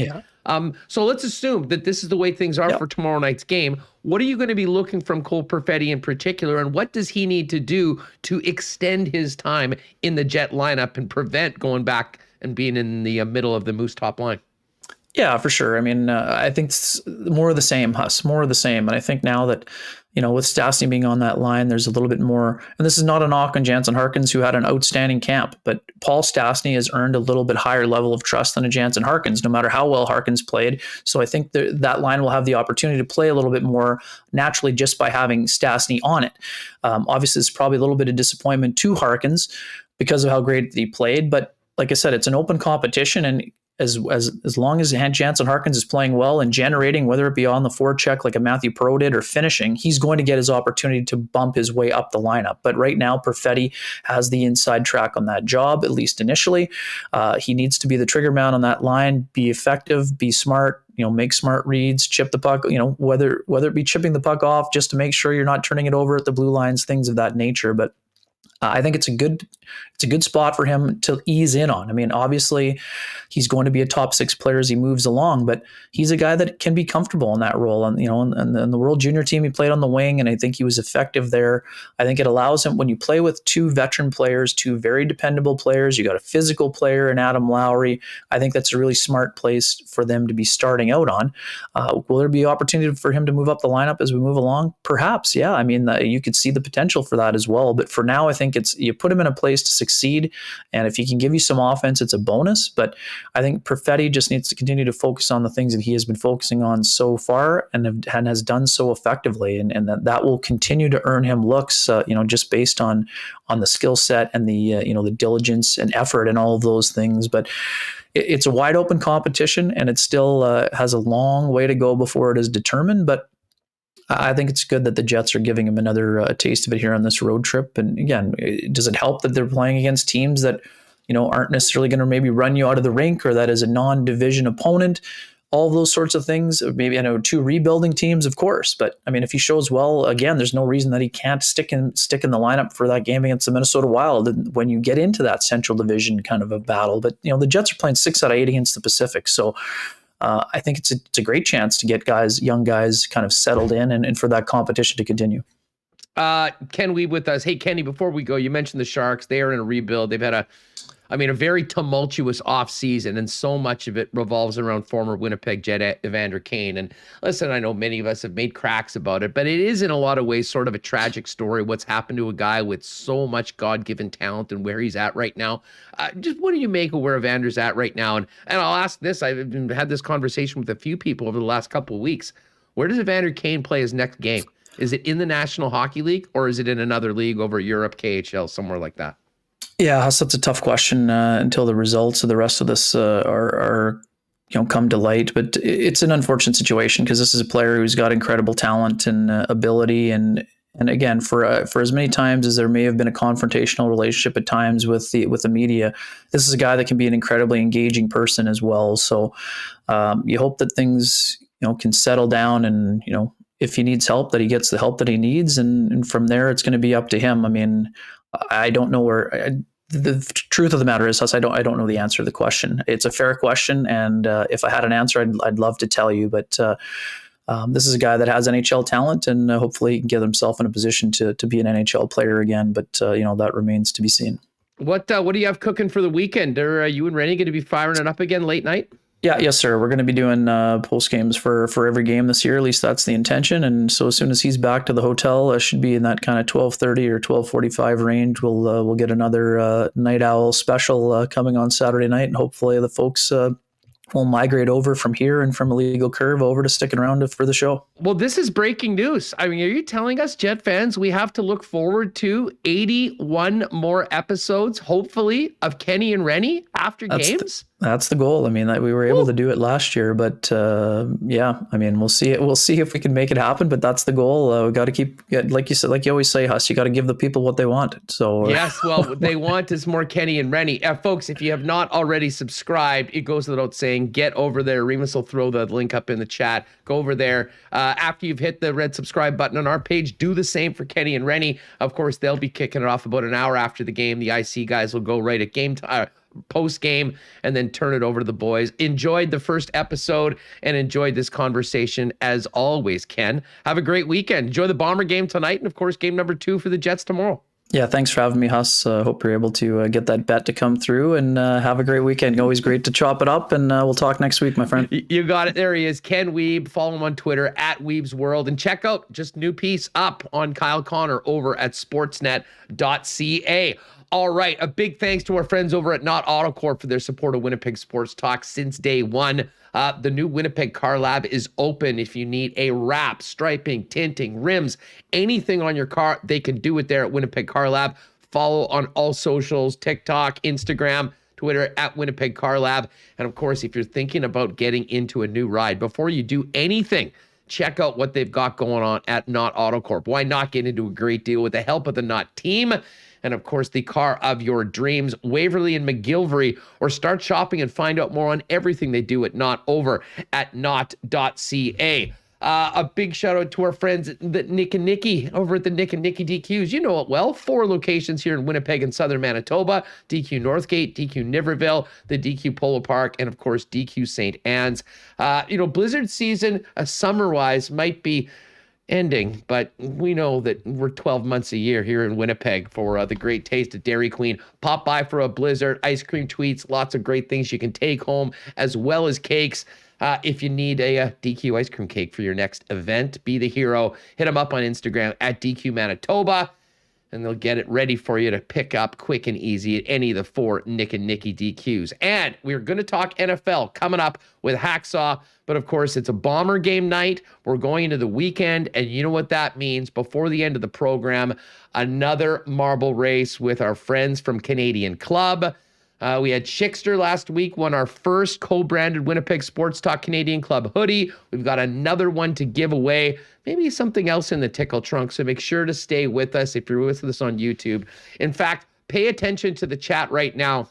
Remis, during our visit with Hacksaw, why don't you get up the qualifications to people that can put in whatever the exclamation mark marbles or whatever you select, and we'll wrap that at the end of Hacksaw, and we'll finish it up with a great prize from Canadian Club. And don't forget, Canadian Club is available every time you go to IG Field as the official whiskey of the Bombers, and the great taste of CC available at your local Manitoba liquor marts. All right. Check the chat to enter for the marble race. Right now, let's welcome in the legend himself, Lee Hacksaw Hamilton, for the latest heading into Week 6 in the National Football League. Saul, what's going on? Great to have you back on WST.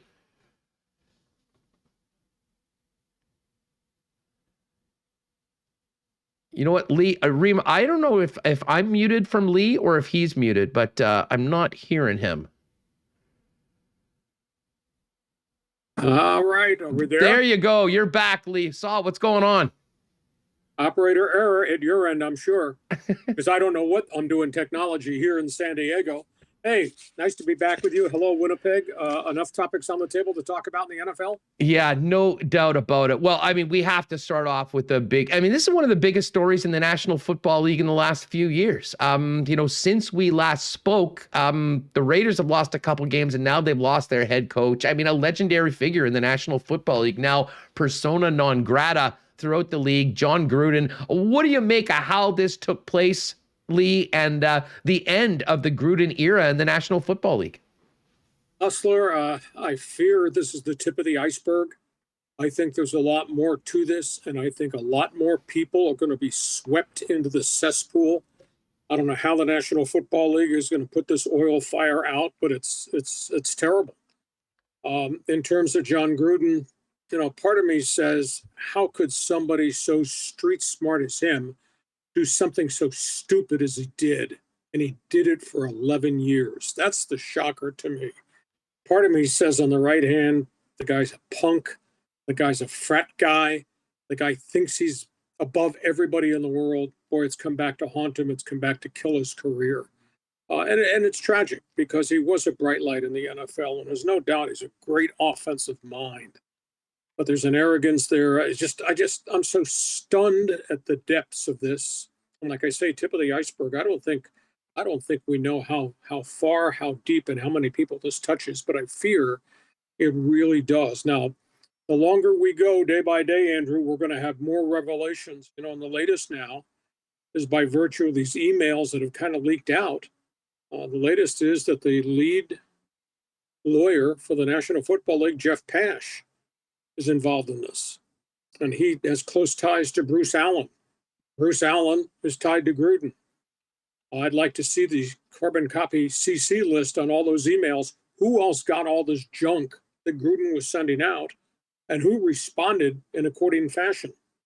Hey, where there's smoke, Andrew, I think there's fire. And this is terrible. So we got that situation. We got the fallout as it impacts the Raider locker room. And, I don't know if you've heard about Derek Carr, the quarterback's emotional 15-minute speech to his teammates. It's really something. And I credit Derek Carr for standing up and being a leader and trying to rally this team through these real troubled times right now. But this is not a good situation, not a good scene in that locker room. And I'll use a word because I'm going to do a commentary tomorrow on my TV package that I do down here on Saturdays. I'm going to use the word betrayal because I really think that's what John Gruden did.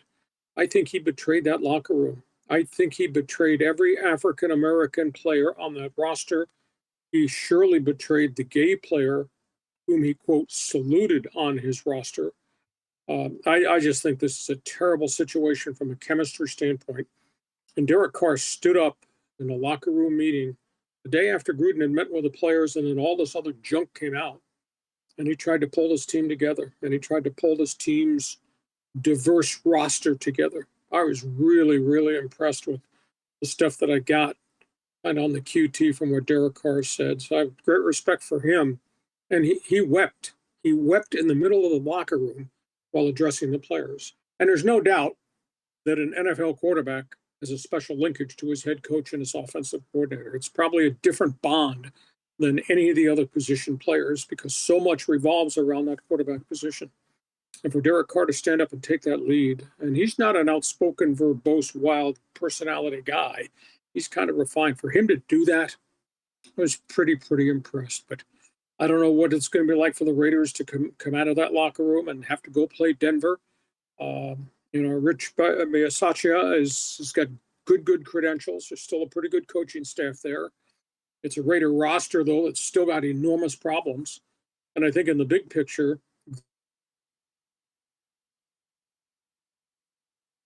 Oh, did we just lose the saw? I believe we did. There he is. Sorry, Lee, we just lost you there for a second. There was just a little internet timeout. You're back. So Gruden left a mess behind, and I'm not talking about just what he did and its impact on the locker room, but their roster's terrible.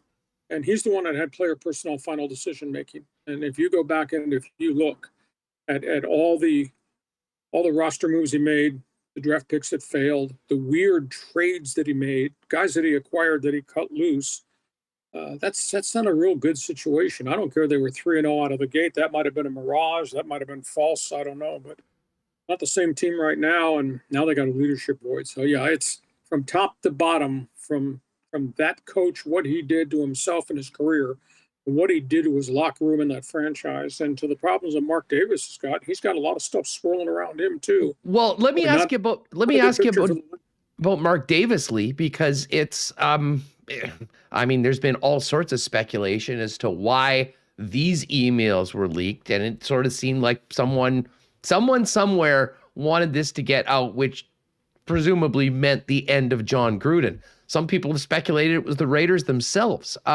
What have we heard from Mark Davis, and where is he in all of this right now in the aftermath of what's happened with John Gruden? Well, as long as I'm calling people names today, I'm going to say that Mark Davis is not qualified to run a team.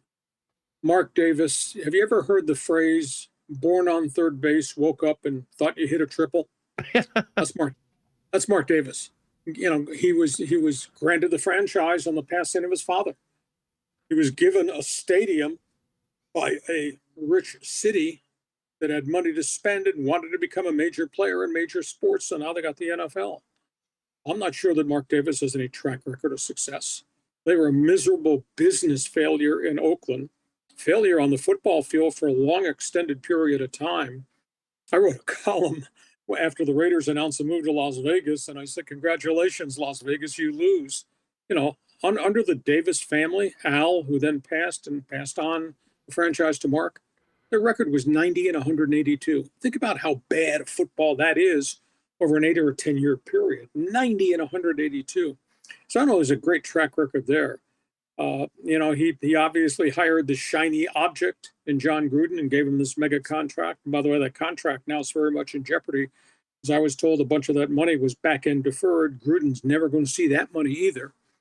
Mark Davis has got this other problem that's out there. I don't know that it's gotten very much coverage. Is the Internal Revenue Service is investigating the Raiders as an organization and Mark Davis as a leader for failing to report $200 million in income, in revenue. It was part of a forgiven debt deal in the city of Oakland.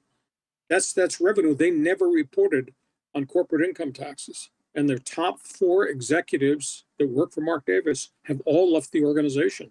So that story is out there too. So, as much as I'm dismayed at what Gruden did, what Mark Davis has done or not accomplished, that's not a good sign either for the Raiders franchise. So they just have problem after problem. Even though they're in the shiny new building and they got this massive support, they've created a, quote, new black hole for themselves by how they've operated and what that coach did to the organization. Not a pretty picture. No, and it's going to be fascinating to see how the football team themselves, the guys that are left there picking up the pieces, will look against the Denver Broncos on Sunday afternoon. Maybe the one winner of all this was Urban Meyer. I mean, Urban was on the front page of everyone's tongue talking about the mess that he's got in Jacksonville, certainly what happened the weekend before. What's the latest on Herb as the Jags go over to London to take on the Dolphins this weekend? Well, if they're ever going to win a game, it has to be this weekend. Miami is obviously a battered football team. They don't have any of their wide receivers. Tua may start. He's coming off fractured ribs. He's been out 3 weeks. The defense is beat up. It's not quite the same team that played so well last year for Brian Flores the second half of the season. If they lose, that'll be 0-6. If they lose, that'll be 21 in a row, marching towards the all-time record that was set back in 1945 by the old Chicago Cardinals that lost 26 in a row, and the Tampa Bay expansion John McKay team, the Buccaneers, that went 0-26 the first 3 years that they were in operation. The sentiment I keep getting is Urban Meyer's not going to survive this season. Either he'll quit because he can't stand losing, and he just does not understand how hard this is going to be, or Shad Khan will get rid of him. I tend to think Urban may walk away. He's been critical of a lot of things since he took the job. I mean, right out of the gate after he was hired, he had $70 million in salary cap space, and he got Trevor Lawrence, the number 1 pick. They could not lure quality players to come to Jacksonville to play for a coach who had pretty good, quote, football credentials and, play with a brilliant college player, the kid out of Clemson. Had $70 million, and he couldn't sell players uncoming despite the prices that they were offering. So that's a negative. And then he criticized the league and free agency, and that's a negative. And then he went to the offseason workouts, and he promptly broke a whole bunch of rules in the OTAs. He got fined $150,000. The organization got fined, I think, 6 figures. That's a negative. And then you fast forward to a lousy preseason, and then you fast forward to a lousy start, and then fast forward to the bar in Columbus, and how's your life going? Not good. The sentiment that I keep getting, and I network with a lot of NFL people, is that he's not going to survive this, and he may walk away from it. He's going through, and I think you and I talked about this months and months ago, right after you started this sports package in Winnipeg, that he's never lost. Never. Not at Bowling Green, not at Utah, not at Florida, and surely not when he went 83-9 at Ohio State. And this is not setting very well for him. So not a good situation in Jayville for sure.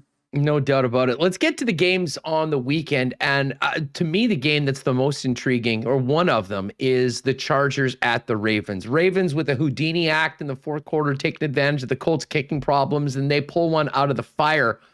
But I got to tell you right now, Lee, the Chargers are a wagon. And, not to get back to the Gruden thing, but I did put this out on my Twitter earlier this week. Hearing Brandon Staley speak about that, this young man is more impressive every time I see what he's doing on the football field, as well as he's opening his mouth.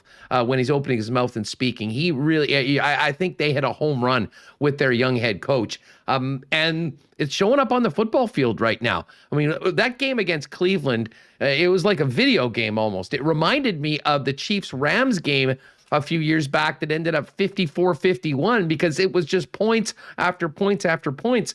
But what do you make of the Chargers' chances going across the country to play a Ravens team that went OT on Monday Night Football having a short week?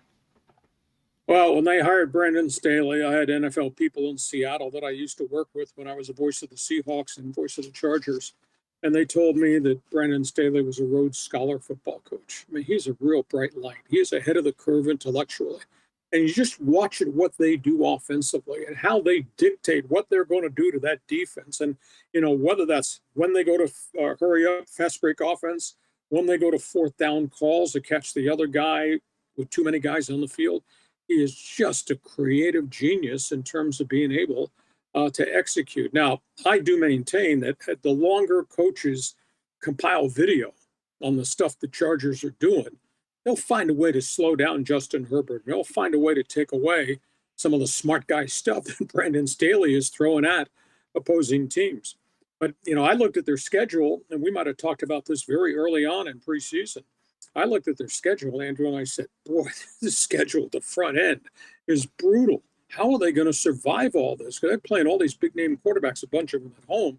How are they going to survive this? Well, they have. They're 4-1. And they beat Baltimore 5-1. They get to the middle of the season, the schedule gets a lot easier. So, I mean, this has been, I think, the surprise story. Offensively, they're really gifted as long as they don't get anybody hurt.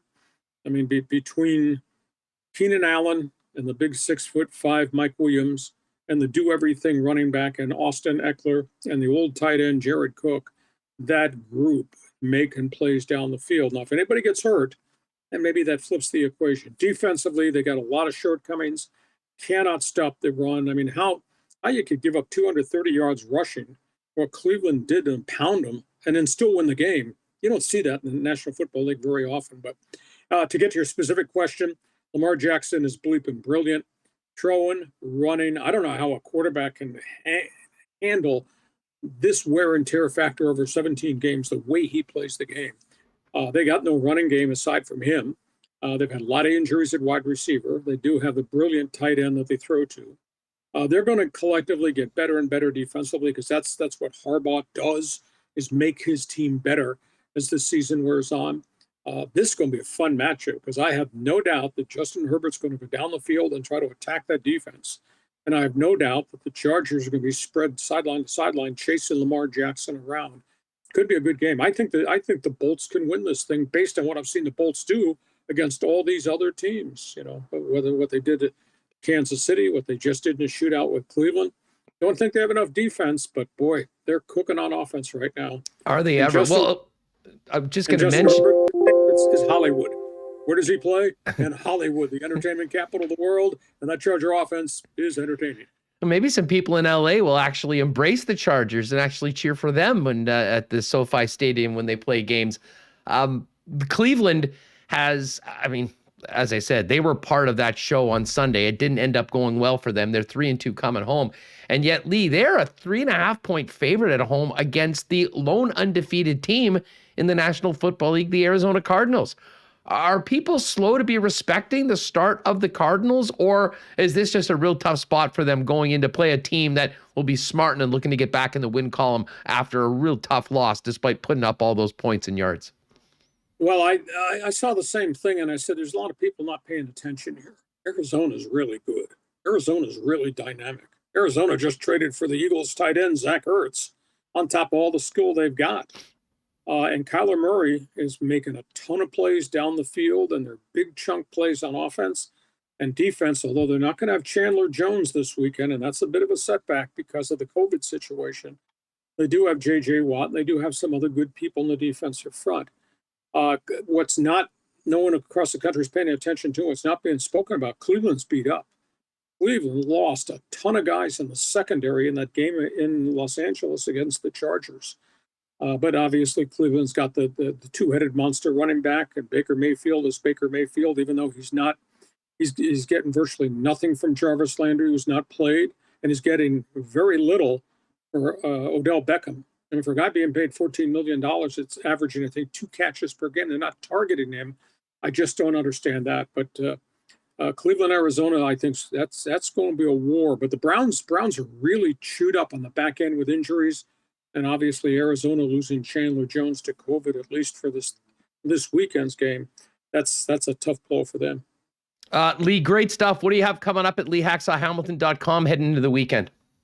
Well, baseball is still pretty hot here based on what the Dodgers just did in this unbelievable series with the San Francisco Giants. So we preview the baseball playoffs. Dodgers will play the Braves. Red Sox are, of course, against Houston in the game 1 tonight.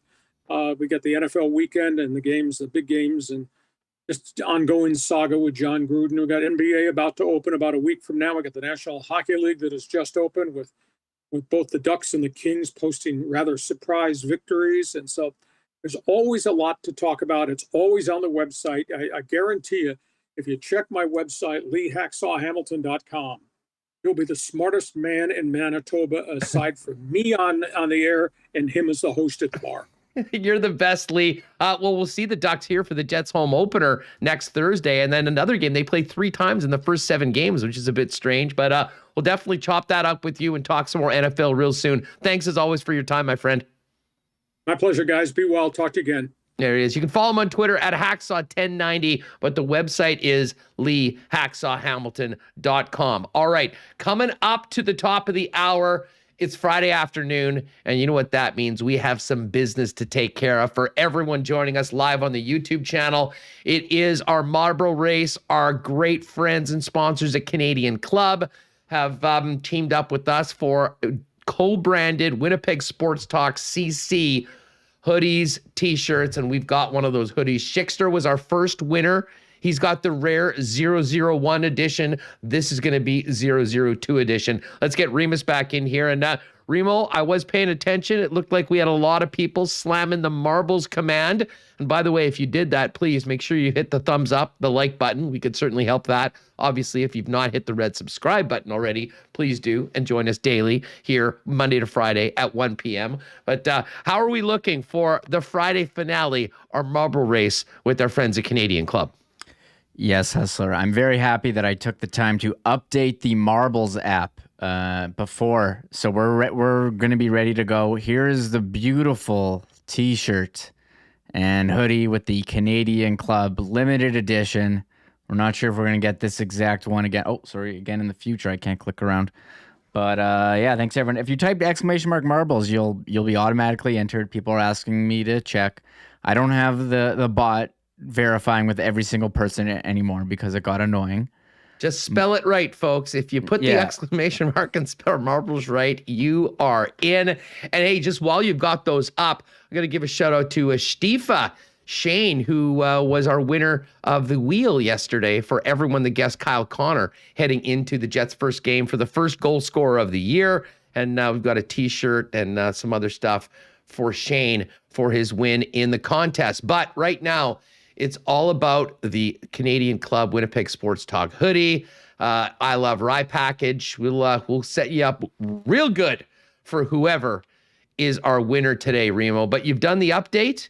Everyone is in. I guess, have you copied the list over? Have we closed it up yet? No, we haven't closed it. So what we should do is, if you haven't yet, hit the like button, please. We need likes. We need likes on this video. Helps me feed my family here with likes. Gonna have likes for dinner, and and subscribe as well if you're not subscribed. I know, I think 37% of the people here aren't, or is it 66? It's one group is, one group isn't. I forget the number, but that is a huge help. We did just hit a milestone today, 5,600 YouTube subs. Thank you to everyone that did that. Let's keep that number going up. Thank you. Yeah, thank you to everyone. So yeah, hit the like button and hit exclamation marbles. We'll get you in the thing. So I can close it. Should I close it now or close it up? We're getting close to 3. I think everyone has pretty much been in. We got a ton of them when they were jumping in as we went through. So Larry, you got in right at the end. Way to go. Everyone else is ready to go, and I can't wait. My favorite part of the week, giving away some great Canadian Club merch here on Winnipeg Sports Talk with the always entertaining marble race. I can't believe how popular the marble race has become, Reem. Actually, I can believe it. There was 'cause it's that awesome. week you weren't here. People were like, we weren't going to do it. And people were like begging for marbles. And I was like, oh man.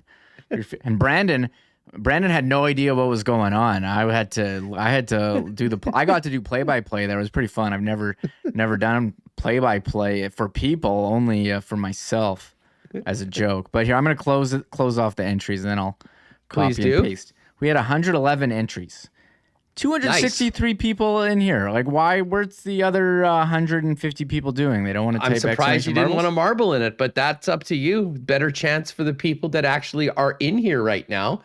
So yeah, Brandon was mind blown right now. Hey Rob, take a chill pill. We'll get to the frickin' race. We need to make sure everyone's copy and pasted into it. We've got everyone that's entered in the race.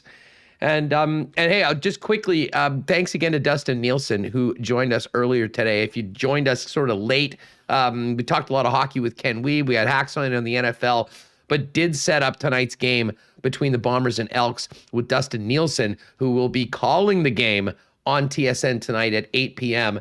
And Dusty and I also hit a little bit on it, but we spent quite a bit of time on the NFL on the Lock Shop, which we did earlier today. If you haven't subscribed to the Lock Shop on the podcast, whether you're getting it on Apple or Spotify, just put in the Lock Shop, hit subscribe, and join us. We do shows Tuesday. We'll focus in on the Canadian Football League, hockey, and then Friday's show, we get Chris Abbott on. We figure out our 5 picks against the spread for the Circa contest, make our best bets, and it's actually been great so far. Dusty and I are both with our best bets are 10-5 against the spread, and I'm now 4-2 after that disgusting backdoor cover last night by the Eagles. So 4-1. So at 19-7 so far, 14-7 so far on the season, 67%. I'll take that all season long. Hopefully we can keep it going. And a great slate of games. Sunday nighter, Geno Smith and the Seattle Seahawks, not quite the marquee of Russell Wilson.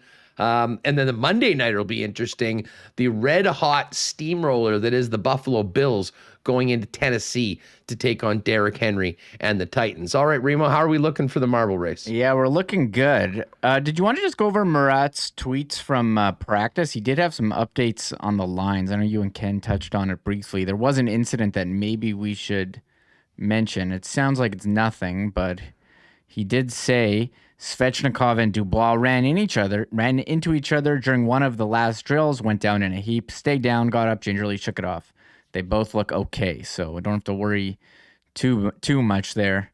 He did have the special teams, power play 1, Scheifele, Connor, Wheeler, Pionk, Dubois, and what was the other one? PP2, Ehlers, Morrissey, Schmidt, Kopp, Stasny. So we have a couple notes. We did mention the line rushes as well with Ken. Connor, Scheifele, Wheeler, Kopp, Dubois, Ehlers, Stasny, Lowry, Perfetti, Vesalainen, Nash, Harkins, and I guess Svechnikov. They are rotating, but there was a bit of a surprise seeing Perfetti line 3, and makes you think maybe he will stick around if he's the best option there who can contribute some offense. Well, I'm here for it. I mean, give him another opportunity. I mean, it was a strange line setup to begin with because Stasny was playing in Mark Scheifele's spot, so Scheifele's back. We'll see how the lineup looks and give the kid another opportunity to show that he should stick around for a few more games and continue earning the trust of Winnipeg Jets head coach Paul Maurice. But yeah, at WPG Murat on Twitter, Murat has all of his updates from practices. He's got boots on the ground. And I'll also direct you, if you're an Athletic subscriber, great piece on 9.1 takeaways. A little shout out to Cole Perfetti from game number 1 of the regular season. And again, tomorrow, 9 p.m. start for the Jets and Sharks. And the guys will be going late night, IC, and then Kenny and Rennie after the game. And you can see that on your YouTube channel, much the same way if you're watching us on YouTube right now. All right, Remo, how are we looking? We're looking good. The marble is loaded, and I'm just going to make sure that I look good here. You look great. Sure, you look great. Thank you. Not as good as I did at the beginning of the show, and I had those Line A sunglasses on, and he actually posted that picture on his own Instagram now, like the last hour. I think he wrote like "Good to be back, boys" or something like that. So here, let me get this marble screen ready to roll. My bad. And then we'll be good. But yes, we're all excited to be here for this wonderful. What did I just do? Yeah, it is. It's the best way we finish off the week. And again, a big thanks to James and the gang over at Canadian Club. We've had some amazing. First of all, I mean that 42-year-old Canadian Club Chronicles was an amazing prize. But I mean, the I Love Rye packages that we've been giving out for the last few weeks throughout Bomber season, and now. I know Schickster was all fired up to get the first one of these hoodies. They really turned out great. We got the t-shirt for Shane, and this afternoon, number 2 will be given out. And the good news is, it's the great time to win. We don't have a ton of these, but we do have most sizes right now, even double XL. So we look like we're just about ready to go. We'll get this up on the screen and finish off the week as we do here on Winnipeg Sports Talk with a good old-fashioned marble race. What's our course today, Reem? Oh man, I think this is called endurance test. I got to remember now how to manage this thing, but endurance test is the race. So whatever you think that means, it means you see all the names there. In the top right will be the what? The order, the leaders, if you will. The leaderboard, yes, the leaderboard. And if there are any issues with the stream now, hopefully it's still working. Oh, frame is the frame dropping or no? I'll just start it. Let's go. Who cares? Yeah, let's give her. Here we go. Over 100 marbles in our weekly marble race. Big thanks again to Canadian Club. It's Friday night. Bomber game might be a great night to mix in a couple CC and gingers, but make sure you are not driving if you do that. All right, nice start. We're going into the funnel. We've got Theo, BA's there. No one really running away with it so far. Let's see who the first one is down the hole. Eric Bayer was close. Eric still is. I think Eric's going to be the first one to get down, and Eric is first down. He's there. We've got Dave B. I see Les Thompson's in the mix. There's our guy Dallas Pauls. Dallas is in.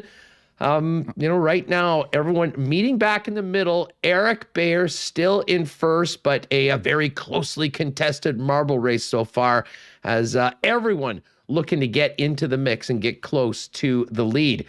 Eric, Les, and Dallas right now in the top 3.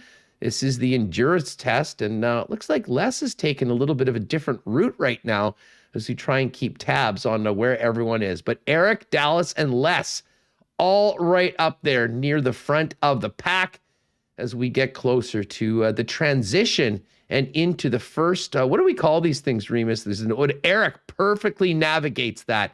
That is a big, big move for Eric Bayer going through it. He is a clear first place right now. Sponge MC in the mix. Rhonda, Eric, Marilee. Marilee's in the mix. Ryan Frox, Mark. Man, this is wild. There are so many. This could be the closest marble race we have ever had yet. Right now, Eric Bayer still hanging out there in first place. He's holding off the rest of the, he had a perfect transition the first time. Oh, and he does it again. Eric, this does look like it's Eric Bayer's race to lose. Will he get past this one? Oh, it stopped him up a little bit. It's gotten tight again. Eric, Sponge MC, Mark is there. Here, we're coming right down to the end. Who's it going to be? Ryan Fox, Sponge, Eric Bayer, and Sponge MC over Mark right at the end. That's the closest marble race we've ever had, Remis. Unbelievable. Great course, and maybe the most action-packed race we've had in a while here on the program.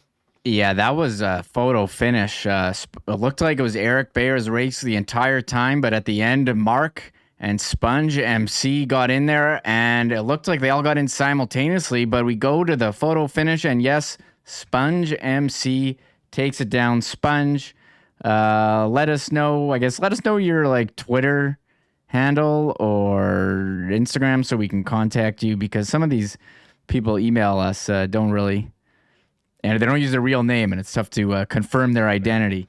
But sorry, I apologize for the lagging. I don't know what the issue is there, because I think Hustler and I were fine. But if that is a computer issue, I'll have to look into that going forward.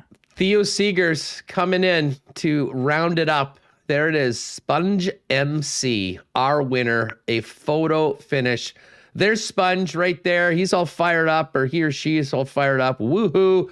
Congratulations, Sponge. So yeah, if you can, send us a DM on Twitter or Instagram, and we'll make sure we get you set up. You can pop by and pick it up. We'll, of course, have to know your size, preferred size as well for it. All right. Well, hey, awesome week of shows. It was a short week. I can't believe the weekend's here already, but I am here for it. I'll cheers a Canadian club to all of you and to the Bombers tonight. Should be a great game. Looking forward to hearing Dusty call it on TSN. And then, of course, tomorrow we'll get some CFL action. We've got some college football, and then Jets and Sharks tomorrow night.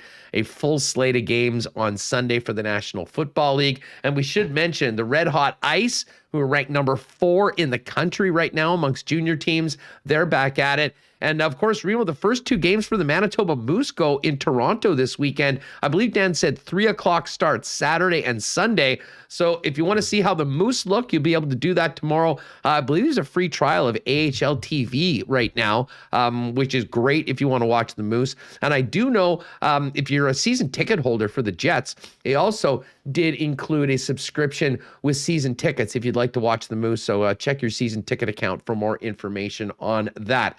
Hey, everyone, thanks so much for doing this. The one thing I did want to mention, and I guess we did on yesterday's show, Reem, but I'm going to do it again. A big thank you to, let's just get this one, to Travis Brocky. And Travis put a comment yesterday in the YouTube that said, wow, was an avid listener to 1290 radio and was a regular part of my routine on the way home. Just happened to Google a Hustler yesterday, and no social media means I had no idea this show existed. So glad to have found this channel. We are here every day. We're still having a lot of fun. We're thriving. A big thanks to everyone that has been with us. But if you do have friends that maybe aren't on social media, don't know that we're out there, let them know. Let them know how they can watch it, how they can make our chats part of the daily routine again. So Travis, great to have you here with us. Hopefully you'll be a regular like so many others are. And anything that you all can do to let more people know about where we're at right now, we greatly appreciate it. But great day today, Reem. We hit 5,600 subs. That's awesome. And had a great chat with Dustin. Obviously, always fun having Ken on the program. And a Friday finish with Hacksaw and then a marble race is a pretty awesome way to head into the weekend. Yeah, you know what the best part of this weekend is? 2 late Jets games tonight at 8:00 and tomorrow at 9. So I was talking with a friend, do we go to, I haven't been to a bar or a restaurant to watch a game in so long, Huss. So maybe an option tomorrow night, when very ideal time. Absolutely. You can put Junior to bed and then head out for a few. Well, I'm usually up for it. I'll probably be out somewhere watching the game. We can figure that out. And as always, you can hit us up on Twitter at Sports Talk WPG. Michael is at M Remis, and I'm at Hustlerama. And yes, what a great look. The Brett the Hitman Hart look.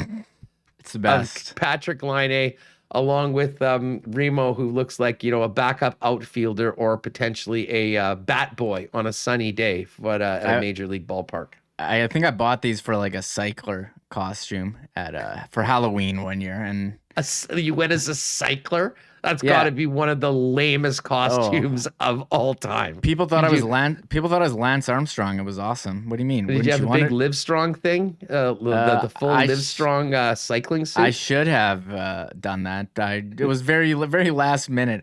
I think it was you remember in Super Troopers when they're like, yeah, we're going to dress up as bikers and meet. And one of them is dressed like a motorcycle gang and the other person's dressed like Lance Armstrong. So maybe I wore a helmet. It was awesome. The helmet was good because I don't want to talk about my previous Halloween, so I kind of needed it. It was functional. Oh, man. Hey, listen, folks, thanks so much for the support this week to everyone that's subscribed to the channel, that's liked the shows. If you want, it's always a help if you go back after we're done and just leave a comment on the YouTube shows themselves. That's a big help as well. But in the meantime, just help us spread the word on Winnipeg Sports Talk. Have a wonderful weekend. We'll be back on Monday at 1 o'clock. And as always, a big thanks to the sponsors that make this show happen every day. Royal Sports, Manitoba Battery, Donnie and the gang over on Logan Avenue, Culligan Water. Great to have Culligan on board. Stay hydrated, people.